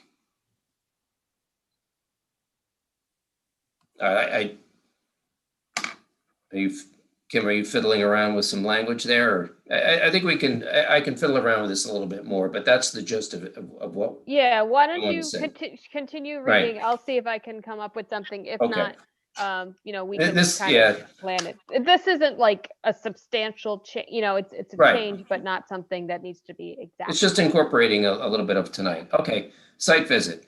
On June 14th, 2021, Scott Bergen and Catherine Clark visited the applicant's property and the surrounding neighborhood to observe firsthand on-site conditions, property characteristics, setting, surrounding environment, and the character of the neighborhood. As stated previously, the ZBA asked if the proposed house would be on the same foundation as the original house, and the applicant indicated that the house would be moved 8 feet to the south in order to provide more distance between the house and the driveway. The applicant, pursuant to the board's request, staked the property to show the area where the original structure was originally located, as well as where they proposed to place the new structure, which was shifted 8 feet to the south. After having the chance to conduct a site visit and based upon the additional screening information provided by the applicant, the board is willing to agree to a 4-foot movement of the proposed structure to the south side lot line from the original footprint of the prior house. Findings of fact and conclusions of law. Balancing test. In our review of the variances sought, we have considered the benefit to the applicant if the area variances are granted as weighed against the detriment to the health, safety, and welfare of the neighborhood or community by such grant. We have determined that the variances requested should be granted because there is no perceived detriment to the health, safety, and welfare of the neighborhood or community by the granting of the variances. Consideration of 5 factors in balance test. In our determination, we have considered the 5 factors required by section 125-124C1 of the town of Rhinebeck zoning law as follows. A, if the variances are granted, will it cause an undesirable change in the character of the neighborhood or cause a detriment to nearby properties? We find that the answer to the question is no. The property itself is only 0.38 acres and is situated within with houses on either side. However, the applicant has supplied a screening and vegetation plan which would effectively screen and provide privacy to both the applicant as well as the neighbor to the south. Moreover, while the proposed structure is slightly closer to the southern lot line, it is essentially the same size as the house it is replacing, except for a second floor. Given the topography of the lot, the location of the proposed residence is appropriate. In fact, any location of a single-family structure necessitates variances because of the small size of the lot itself. The structure will enhance the neighborhood as it replaces a structure which was in a poor state of repair and ultimately had to be demolished. In addition, the proposed vegetation screening to the front of the property will also shield it from the roadway. While the buildable coverage is increased from the prior structure, it is not so much larger that it will substantially change the character of the neighborhood. B, can the benefits sought by the applicant be achieved by some other method feasible for the applicant to pursue other than the area variances? We find that the answer to the question is no. The applicant, regardless of where they proposed to put the structure, would require front and side yard setbacks. Simply put, any structure on this substandard lot would require front yard and side yard variances. Is the requested area variance substantial? We find that the answer to the question is no. This is a very substandard lot with not a lot of room to place a single-family structure. The proposed single-family structure is essentially the same footprint as the building it replaces. While the variances on their face may appear at first blush to be numerically substantial, because of the size and nature of the lot, these variances are required or the lot would essentially become unbuildable. The house itself is placed in a logical portion of the lot given the topography, the shape of the lot, and the location of the garage. Will the proposed variance have an adverse impact on physical or environmental conditions in the neighborhood or district? We find that the answer to the question is no. As mentioned above, the proposed structure is a substantial improvement over the dilapidated structure it replaces. Also, the vegetation and fencing proposed on the south side of the property as well as the front of the property will provide for privacy to the applicant, but more importantly, reduce any visual impact in the neighborhood. Overall, the structure will enhance the property and the neighborhood. And then E is the alleged difficulty self-created. We find that the answer to the question is yes. As noted above, the applicant originally came before this board seeking a variance to replace a front porch. During the course of rehabbing the original structure, it became apparent that it was too far gone. Accordingly, the original structure was demolished. Unfortunately, the applicant did so without obtaining the required permits. The new structure is essentially on the same footprint as the old structure, and the size and proportion of the lot necessitates that any building on this lot will require multiple variances. 11, minimal variances are required. Or requested, excuse me. In addition to our review of the 5 factors in the balancing test, we must also determine if this requested variance is the minimum variance necessary and adequate to accomplish what is requested by the applicant. We find that the answer to this question is no. The placement of the new structure is approximately in the same area as the old structure. However, it is proposed to be shifted 8 feet to the south. This was done to provide more space between the house and the driveway. The ZBA agrees. While this desire to have more space set between the house and a driveway is let's see, that's okay. I think we have a typo here. The ZBA agrees with this desire to have more. Okay, maybe the ZBA agrees with this desire to have more space set between the house and the drive. Something happened here. Okay, ZBA agrees. I While think this it says, yeah, while this desire to have more space set between the house and driveway and is the driveway is reasonable and and understandable, understanding. we must also be cognizant of the neighbor to the south who would have the structure 8 feet closer to his property. After a site visit and based upon the additional screening information provided by the applicant, the board is willing to agree to 4-foot movement of the proposed structure to the south lot line from the original footprint of the prior house. Accordingly, the side yard setback from the north side would be 21 feet, 2.5 inches for a requested variance of 78 feet, 9.5 inches. The side yard setback from the south side would be 27 feet, 3 inches with a variance requested of 72 feet, 9 inches. Now therefore be it resolved based upon all of the facts described above and upon the reasoning described above as follows. Section 1, the ZBA hereby grants the variances as amended by this board such that 1, the side yard setback from the north side would be 21 feet, 2.5 inches for a variance of 78 feet, 9.5 inches. And the side yard setback from the south side would be 27 feet, 3 inches for a variance of 72 feet, 9 inches. The ZBA hereby grants the requested variance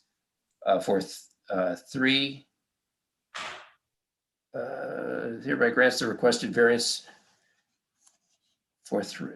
There's another typo here. The ZBA hereby grants the required. I think, Scott, that was just kind of keeping track of the number of variances, but we can take that out. Yeah, I would take, how about, take that out. Just the ZBA hereby grants the requested variance for the front yard setback to be 55 feet, 5 inches for a requested variance of 94 feet, 7 inches. And, and 4, a variance for the allowable building coverage to be 1,770.75 square feet, requiring a variance of 607.75 square feet. The ZBA finds that the granting of these variances as amended grants a benefit to the applicant that outweighs the detriment to the health, safety, and welfare of the neighborhood or community by such a grant. As discussed above, given the substandard size of the lot, its configuration and topography, the location of the new structure is appropriate. In addition, the proposed screening to the south side as well as the front of the structure will minimize any impact to the neighborhood. In order to be crystal clear, the board will allow the placement of the new structure 4 feet south of the original structure. And then I just went through accordingly the variances granted are and went through the same thing with the side yard, front yard, and all that. The granting of the variances is expressly contingent upon the following. 1, that the construction of the single-family residence being conformed with all the plans presented to the board, with the exception that the proposed structure be set 4 feet south of the original footprint of the prior house as opposed to 8 feet. In particular, the screening to the south and front or west of the building must be built as proposed. If the planning board requires additional screening, the ZBA defers to any amendments as may be required by the planning board during its review. Given the complexity of the history of this application, the latest set of plans shall be attached to this resolution. And that deals with basically the screening.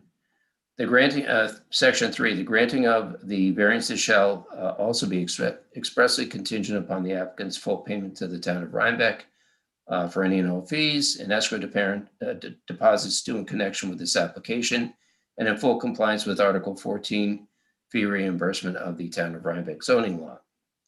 The grant shall not be deemed valid until all such fees are paid in full by the applicant.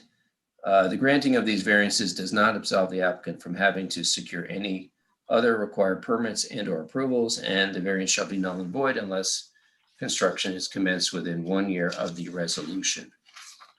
Chris, did you come up with any additional language for the discussion with the neighbors? I have drafted up something if for the board's consideration. So this would be after number see, I guess it's the third to last sentence of the public hearing.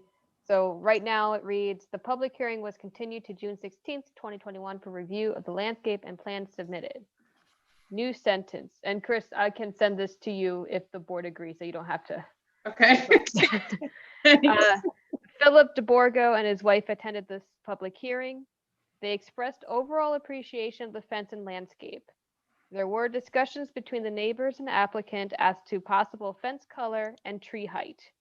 The color was not finalized, but the applicant agreed to plant trees to be the same height or taller as the fence. No further substantial comments were received during the course of the public hearing. Accordingly, the public hearing was closed on June 16th, 2021. Does that satisfy? I mean, we're attaching what Catherine provided to us and what we went over with these folks. So it's attached to the resolution. And I think that this thing is long enough without getting into more. That's just my feeling, but I defer to.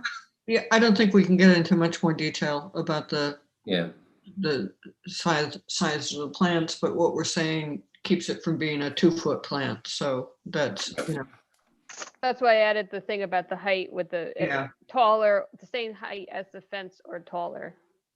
And the proposal was pretty clear as to what the fence would look like, its height, and what the plants would look like in their height and the length of it, the entire south side of the property and everything else. So I mean, to me, it was crystal clear. And anyway, any other comments, concerns? I apologize for the length of the thing, but. Oh, that was a good job. Well, it kind of had a tortured history, and you can thank Kim for helping me clean this thing up. All right. Since I haven't heard anything from anybody, I will make a motion that we accept the resolution as read with the amendments that Kim put together. Second. Second, that's Tim Econopoli. And Chris, would you do the honors, please? Yeah. Tim Allenbrook, Yeah. Scott Bergen, Yes, please. Catherine Clark, yes. and Tim Econopoli. Yes. All right. And Chris, I'll send you the edits tomorrow. Great, thank you. Yeah, absolutely. Thank you so much. Sure. All right, and the last resolution we have is on the Shapiro matter, and who would like to take that away? I'll do that. Okay. Not going to be as long as yours, but. That's good. Okay, resolution of the Town of Rhinebeck Zoning Board of Appeals in the matter of area variance application of Michael and Elizabeth Shapiro, ZBA case number 1013. Whereas, background, the applicant is Michael and Elizabeth Shapiro. The applicant is represented before this board by Stephen O'Brien, swimming pool contractor from Najam Pools. I hope I said that right. Najam Pools, and Eli Sands, landscape architect designer from Wagner Hodgins. 2, the property involved. This appeal involves property located at 57 Upper Hook Road, Town of Rhinebeck, and which bears the tax parcel number 1350-6171-00-290799-0000 RA10. The property has 2.37 acres. Description of proposed project. The applicant proposes to install a 10 by 40 in-ground gunite swimming pool with 48-inch tall cedar slotted fence and stone patio. The applicants are requesting a variance from zoning code section 125-27-A2-B and section 125-38-A A, section 125-27-A-2-B requires accessory structures to be set back a minimum of 75 feet from the side lot lines and a minimum of 45 feet from the rear lot line. Section 125-38-A restricts fence height of to 6 feet maximum within the side or rear yard setback. The pool and its associated equipment are considered accessory structures, and the propane tank used for heating the pool is proposed to be built 40 feet from the side lot line and 33.5 feet from the rear lot line. In addition, a fence structure around the pool will be 8 feet tall, 8 feet in total height in certain spots when you include the 4-foot stone wall and 4-foot slotted cedar fence on 2 ends of the pool. In total, the applicant is requesting a variance of 35 feet for the side lot line and 11.5 feet for the rear setback, and 2-foot fence height variance. Review. Timeliness of the appeal. The applicant filed an appeal with this board on March 2nd, 2021, and has paid the requested fee. The appeal was filed within 60 days of the date of the ZEO's determination, appealed from date January 26, 2021. And thus the application is timely as required by section 125-125B of the town Rhinebeck zoning law. This application was deemed complete and accepted by the board on April 21st, 2021. SECRA. This application was currently before the planning board for site plan approval. The planning board classified this project on May 17, 2021 as type 2 action under the State Environmental Quality Review Act, SECRA.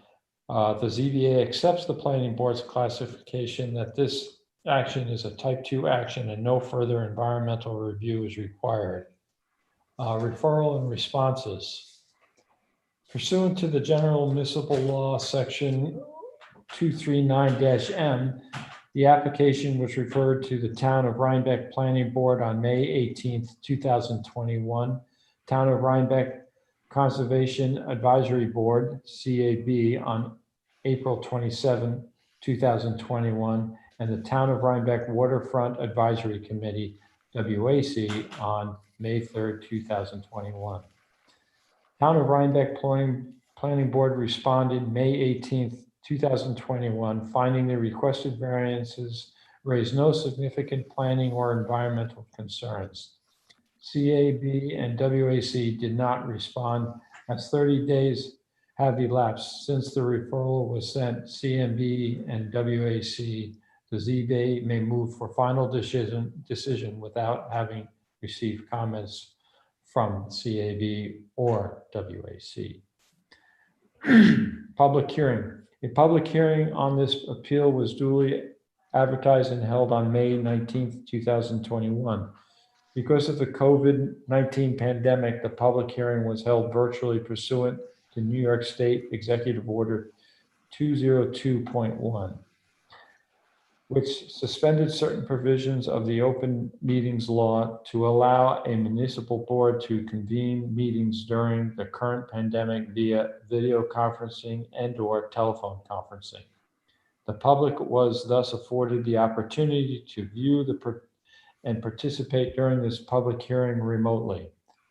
During the course of the public hearing, we received public comments from Jill Hill and Jennifer Leff from 64 Upper Hook Road, and Barbara Stapleton from 46 Upper Hook Road. Neighbors requested extending the fence to completely enclose the pool equipment and propane tank, plus add additional screening vegetation. The applicant has made adjustments to the proposed project in response to the neighbors' comments, including adding flower and crab apples, Venoet, Saria, and mountain laurel along the property lines for further visual buffering. The public hearing was closed June 16, 2021. Site visit. On June 12th, 2021, ZBA member Timothy Econopoulos visited the applicant's property and the surrounding neighborhood to observe firsthand on-site conditions, property characteristics, setting around environmental and character of the surrounding neighborhood. The surrounding area is a wooded residential area. Area is a wooded residential with various accessory structures. No business or deliberations were conducted during the site visit. Findings of fact and conclusions of law. Balancing test. In our review of the variance sought, we have considered the benefit to the applicant if the area variances are granted, as weighed against the detriment to the health and safety and welfare of the neighborhood or community by such grant. We determined that the variance requested should be granted because the benefit to the applicant outweighs the detriment to the health, safety, and welfare of the neighborhood. Consideration of 5-factor imbalancing test. In our determination, we have considered the 5 factors required by section 125-124C1 of the town of Rhinebeck zoning law as follows. If the variances are granted, will they cause an undesirable change in the character of the neighborhood or cause a detriment to nearby properties? We find the answer to this question is no. The accessory structure, pool and associated equipment and fence is not viewable from Upper Hook Road, and with increased shrub plantings as requested by neighbor will block sight lines as drawn by Wagner Hodgson landscape architect, titled Pool Grading Plan. I do want to change this though. It's L100 and L200, received June 8th, 2021. Can the benefit be sought by the applicant be achieved by some method feasible for the applicant to pursue other than the area variance? We find the answer to this question is yes. The pool could be located in other areas on the property, but to do so would require a lot of additional landscaping and fencing. In addition, the property has 2 major gardens that would have to be removed if the applicant were to relocate the pool site. The selected area of the property is a fitting location for the pool that would require less disturbance to the property and will also afford less visibility from Upper Hook Road and back neighbor. Excuse me. Is the requested area variance substantial? We find the answer to this question is yes. The requested variance will reduce the side lot line and rear setback by more than half of what is required. But for the reasons stated above, it's the best option and location for the pool. The fence variance is not substantial. Will the proposed variance have an adverse impact on physical or environmental conditions in the neighborhood or district? We find the answer to this question is no. As stated above, the accessory structure will not be viewable for Upper Hook Road and neighbors. Additionally, the proposed pool location will require less disturbance to the land as proposed than if it were to be relocated to another area of the property. Is the alleged difficulty self-created? We find the answer to this question is yes. The pool could be located on other portions of the property. However, if moved to other areas, it would require moving well-established gardens and trees, creating more disturbance to the property. Minimal variance requested. In addition to our review of the 5 factors and balancing tests, we must also determine if this request variances are the minimum variance necessary and adequate to accomplish what is requested by the applicant. We find the answer to this question is yes. As stated above, the property site selection is the best location by reducing visibility from neighbors and Upper Hook Road and maintaining the property with the least disturbance. Now, therefore, it be resolved, based on all the facts described above and upon the reasoning described above as follows. The ZBA hereby grants the variance requested by the applicant, finding that the benefit to the applicant outweighs the detriment to the health, safety, and welfare of the neighborhood or community by such a grant. Section 2, the granting of these variances is expressly contingent upon the following. The following: landscaping plan by Wagner Hodgson Landscape Architect, pool grading plan, again, L100, L200, received on June 8th, 2021, be followed. Vegetation and trees as part of the landscaping plan will be maintained and kept in good condition. Section 3, the granting of these variances shall also be expressly contingent upon the applicant's full payment to the town of Rhinebeck of any and all fees and escrow deposits due in connection with this application, in full compliance with Article 14 fee reimbursement of the town of Rhinebeck zoning law. These variances shall not be deemed granted until such fees are paid in full by the applicant. The granting of these variances does not absolve the applicant of having to secure any other required permits and/or approvals. The proposed structures must be constructed in conformity with the application and plans submitted. Section 5, the area of variances shall be null and void unless the proposed construction is commenced within 1 year of this resolution. Any questions or? Nicely and succinctly done. Very good. I just wanted to point out, we did receive the WAC report late last night.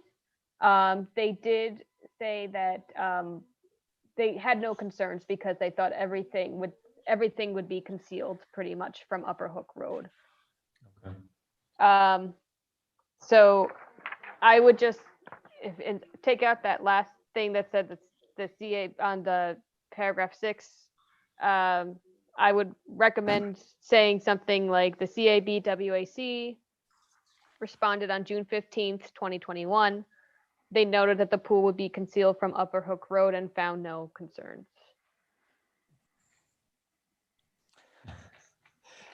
Is that okay? Better late than never, I guess, right? Yeah, no, I have a copy. I can make that change if Yeah, the no, I board saw it. approves of it. Yeah, okay, great. Thank you very much. And then this is just on number 3. Just for clarity, I think that for the rear yard setback, the 33.5 feet is measured from the pool, not for the propane. So I would just say, and the again, if the board agrees with this, I can just make this edit and send it to Chris. So say the pool and associated equipment are considered accessory structures, and the propane tank used for heating the pool is proposed to be built 40 feet from the side lot line. And I would suggest inserting the pool is proposed 33.5 feet from the rear lot line, just for clarity. I believe that is how the plans were done. That's fine by me. And my only question to Tim, I know for the Whitman application we had for reference included the landscape plan. Would you like to add that to this resolution as well, since? Yeah, I think that was one of the main points of discussion from last meeting. So I think if it's included, that would be fine. I like that. So there's no ambiguity. Okay, so for section 2, I can just, when I make the edits, I can just say a copy of these plans is attached for reference. Right. Got a motion? Yeah, I'll make a motion to accept the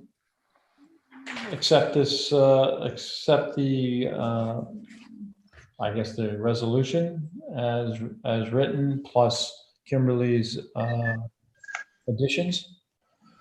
Second. Okay, Okay. Chris? Scott Bergen, Yes. Catherine Clark, Yes. Tim Mecanopoli, Yes. and Tim Albrook. Yep. All right, great. Good job, Tim. Yeah. All right, we have one last matter, and I don't know if you guys had a chance to take a look at it. And basically what it deals with is the fees that are being charged for escrow. What's happening is the current fee structure is $500 for area variances and use variances. And what we're finding, and this is kind of evolving over time because the escrow procedure I think has only been in existence for a couple of years, is that Chris has had to go back to people probably more often than not for additional escrow monies. It just takes that much time and effort to do a good and thorough job and review of these matters. So the thought was, instead of Chris having to go back and replenish the pot, so to speak, just make the deposit a little higher. And then, obviously, if there's monies left over, you return them back to the applicant. But at least Chris doesn't have to keep, going back to folks saying the 500 is gone and we need an extra 100 or 200 or whatever it is. So it's to make Chris's life a little easier. And I just think it makes some sense. Does anybody have any discussion or feeling about that? Maybe Kim, I don't know if you want to pipe up or Chris. Derek, what's the escrow go towards? I mean, what does that go towards? So the escrow goes toward, so the New York state law and the town of Rhinebeck law authorizes the zoning board to have consultants to assist them with the review. So the escrow amount goes towards legal fees from Grant and Lyons, and also the planning board consultant for when we refer it to planning board, and the planning board gives us their review of the application. So that's what the escrow amount goes towards.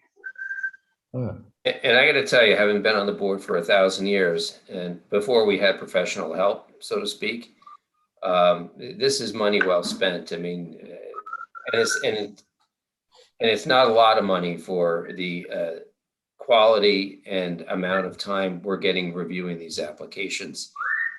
It makes doing the resolutions so much easier, and I think coming to a better decisions. And it just, we're serving the public much better by having Kim and John and other professionals assisting us as we review these applications. So the resolution that was provided is seeking to change the number from 500 to 800.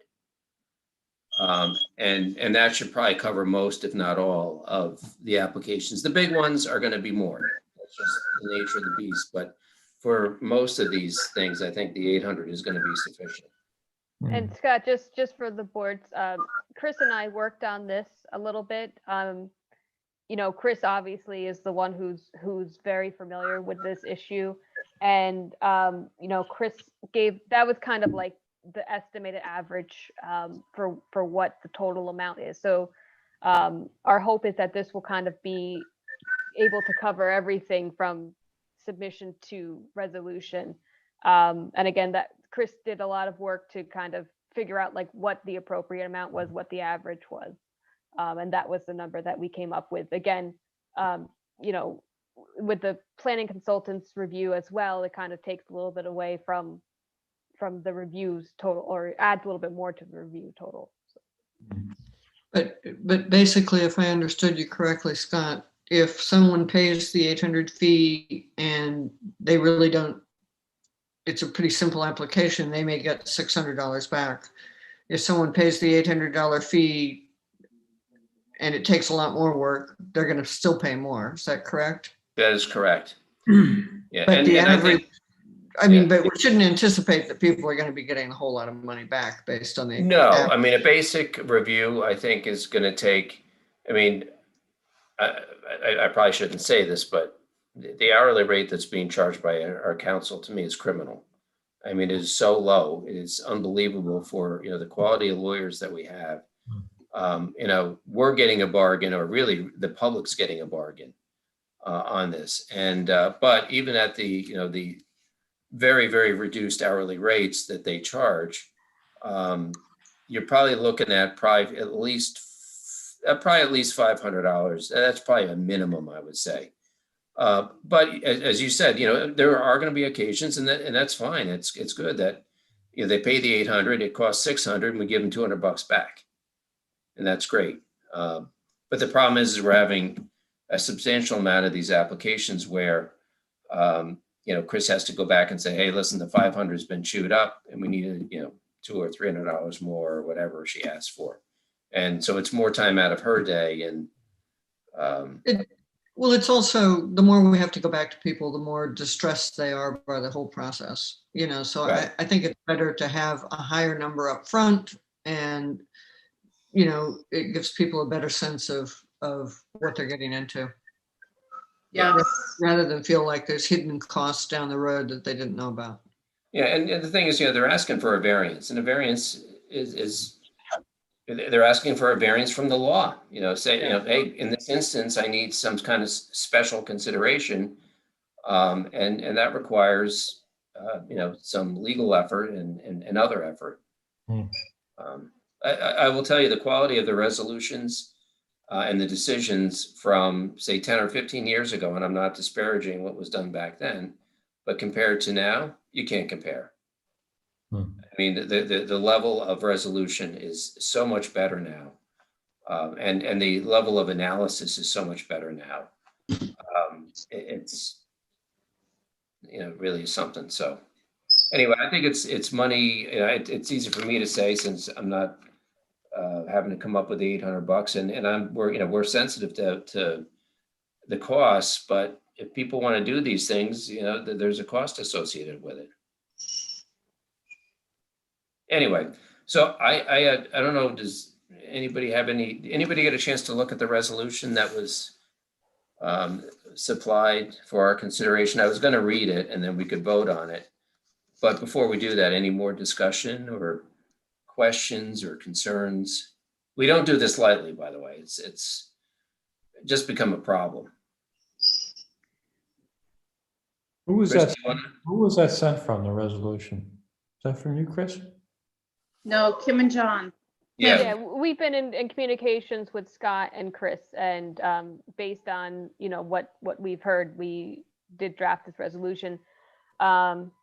And the way that the current fee schedule is set up, it does say that the initial escrow amount is $500 or more per the ZBA.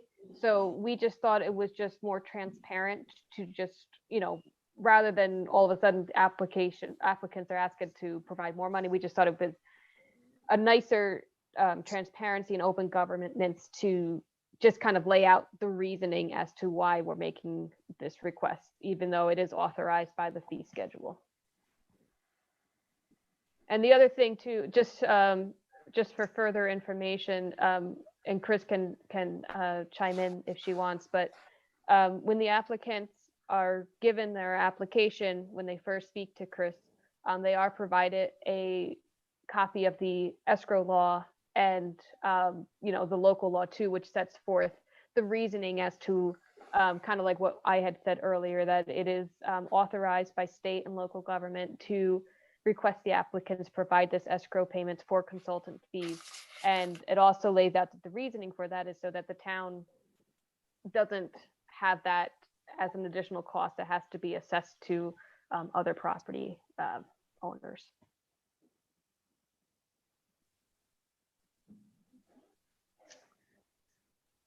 Anyway, it sounds like not everybody got a copy of the resolution. Was it just sent to me or?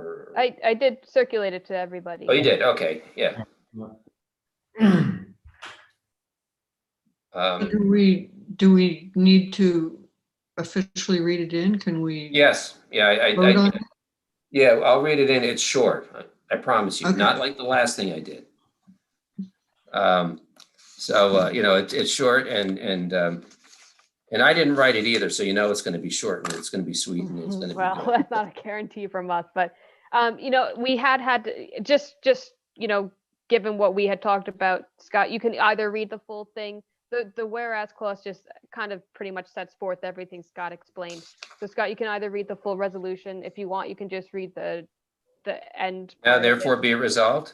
Yeah, because again, it just kind of Okay. it just goes through, just puts into writing what we had just discussed as to the reasoning and rationale. Yeah, and it talks about the authority and this, that, and the other thing. So, all right, so I'll make it really short. Now, therefore, be it resolved based on all the facts described above and upon the reasoning described above as follows. Section 1, the ZBA hereby recommends that the initial escrow deposit be raised to $800, be collected at the time the application for an area variance or use variance is submitted.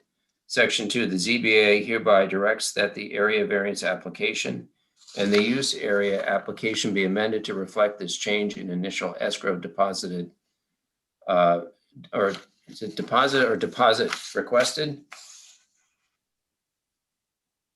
Probably deposit singular. Yes, so take out the old ED. Okay, deposit requested. And then 3, the ZBA hereby directs the ZBA secretary to begin collecting the increased initial escrow deposit for all area variance and use variance applications.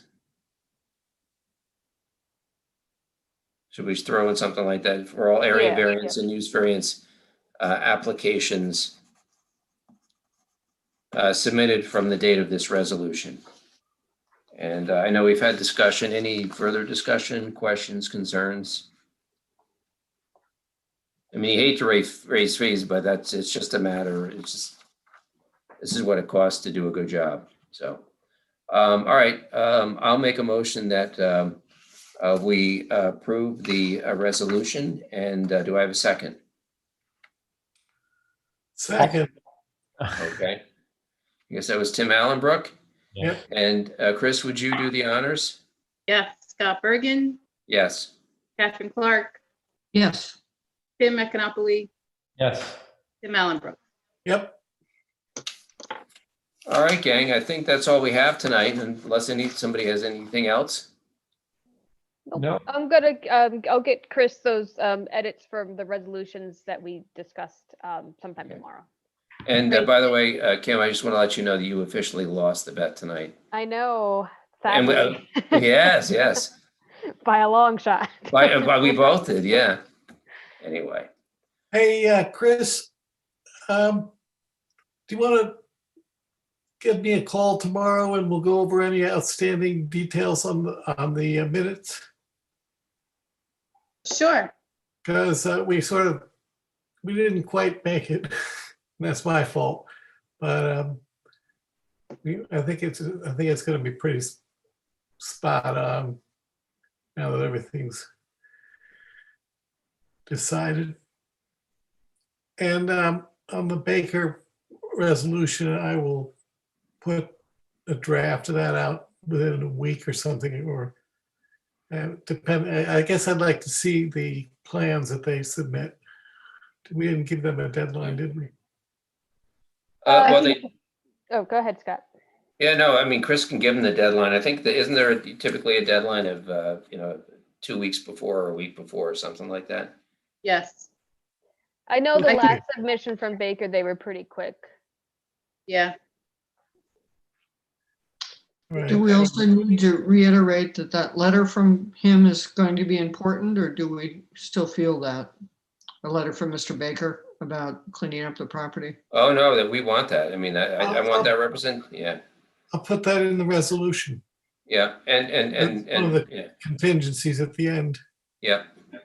Well, hopefully we'll receive it before. I think that's part of the things that we've requested. If I would say that if he doesn't submit that, or if Chris reaches out to say this is the deadline, maybe provide him a list of what needs to be done. That's the best way to do it. Give them a deadline of the 3 items or whatever it is. Sounds good. All right, gang, I've had enough. Yeah. Anybody else had enough? Yeah, I'm ready. I'm ready to go. You want to do this in person next month? It'll be fun. I'm looking forward to it. All right, everybody, hang in there, and we'll see you in a month. Dion, have a motion to adjourn? Motion to Motion adjourn. to adjourn. Second. All right, all in favor, aye. Aye. Aye. We're getting ready for next week or for next month. All right, gang, have a good night.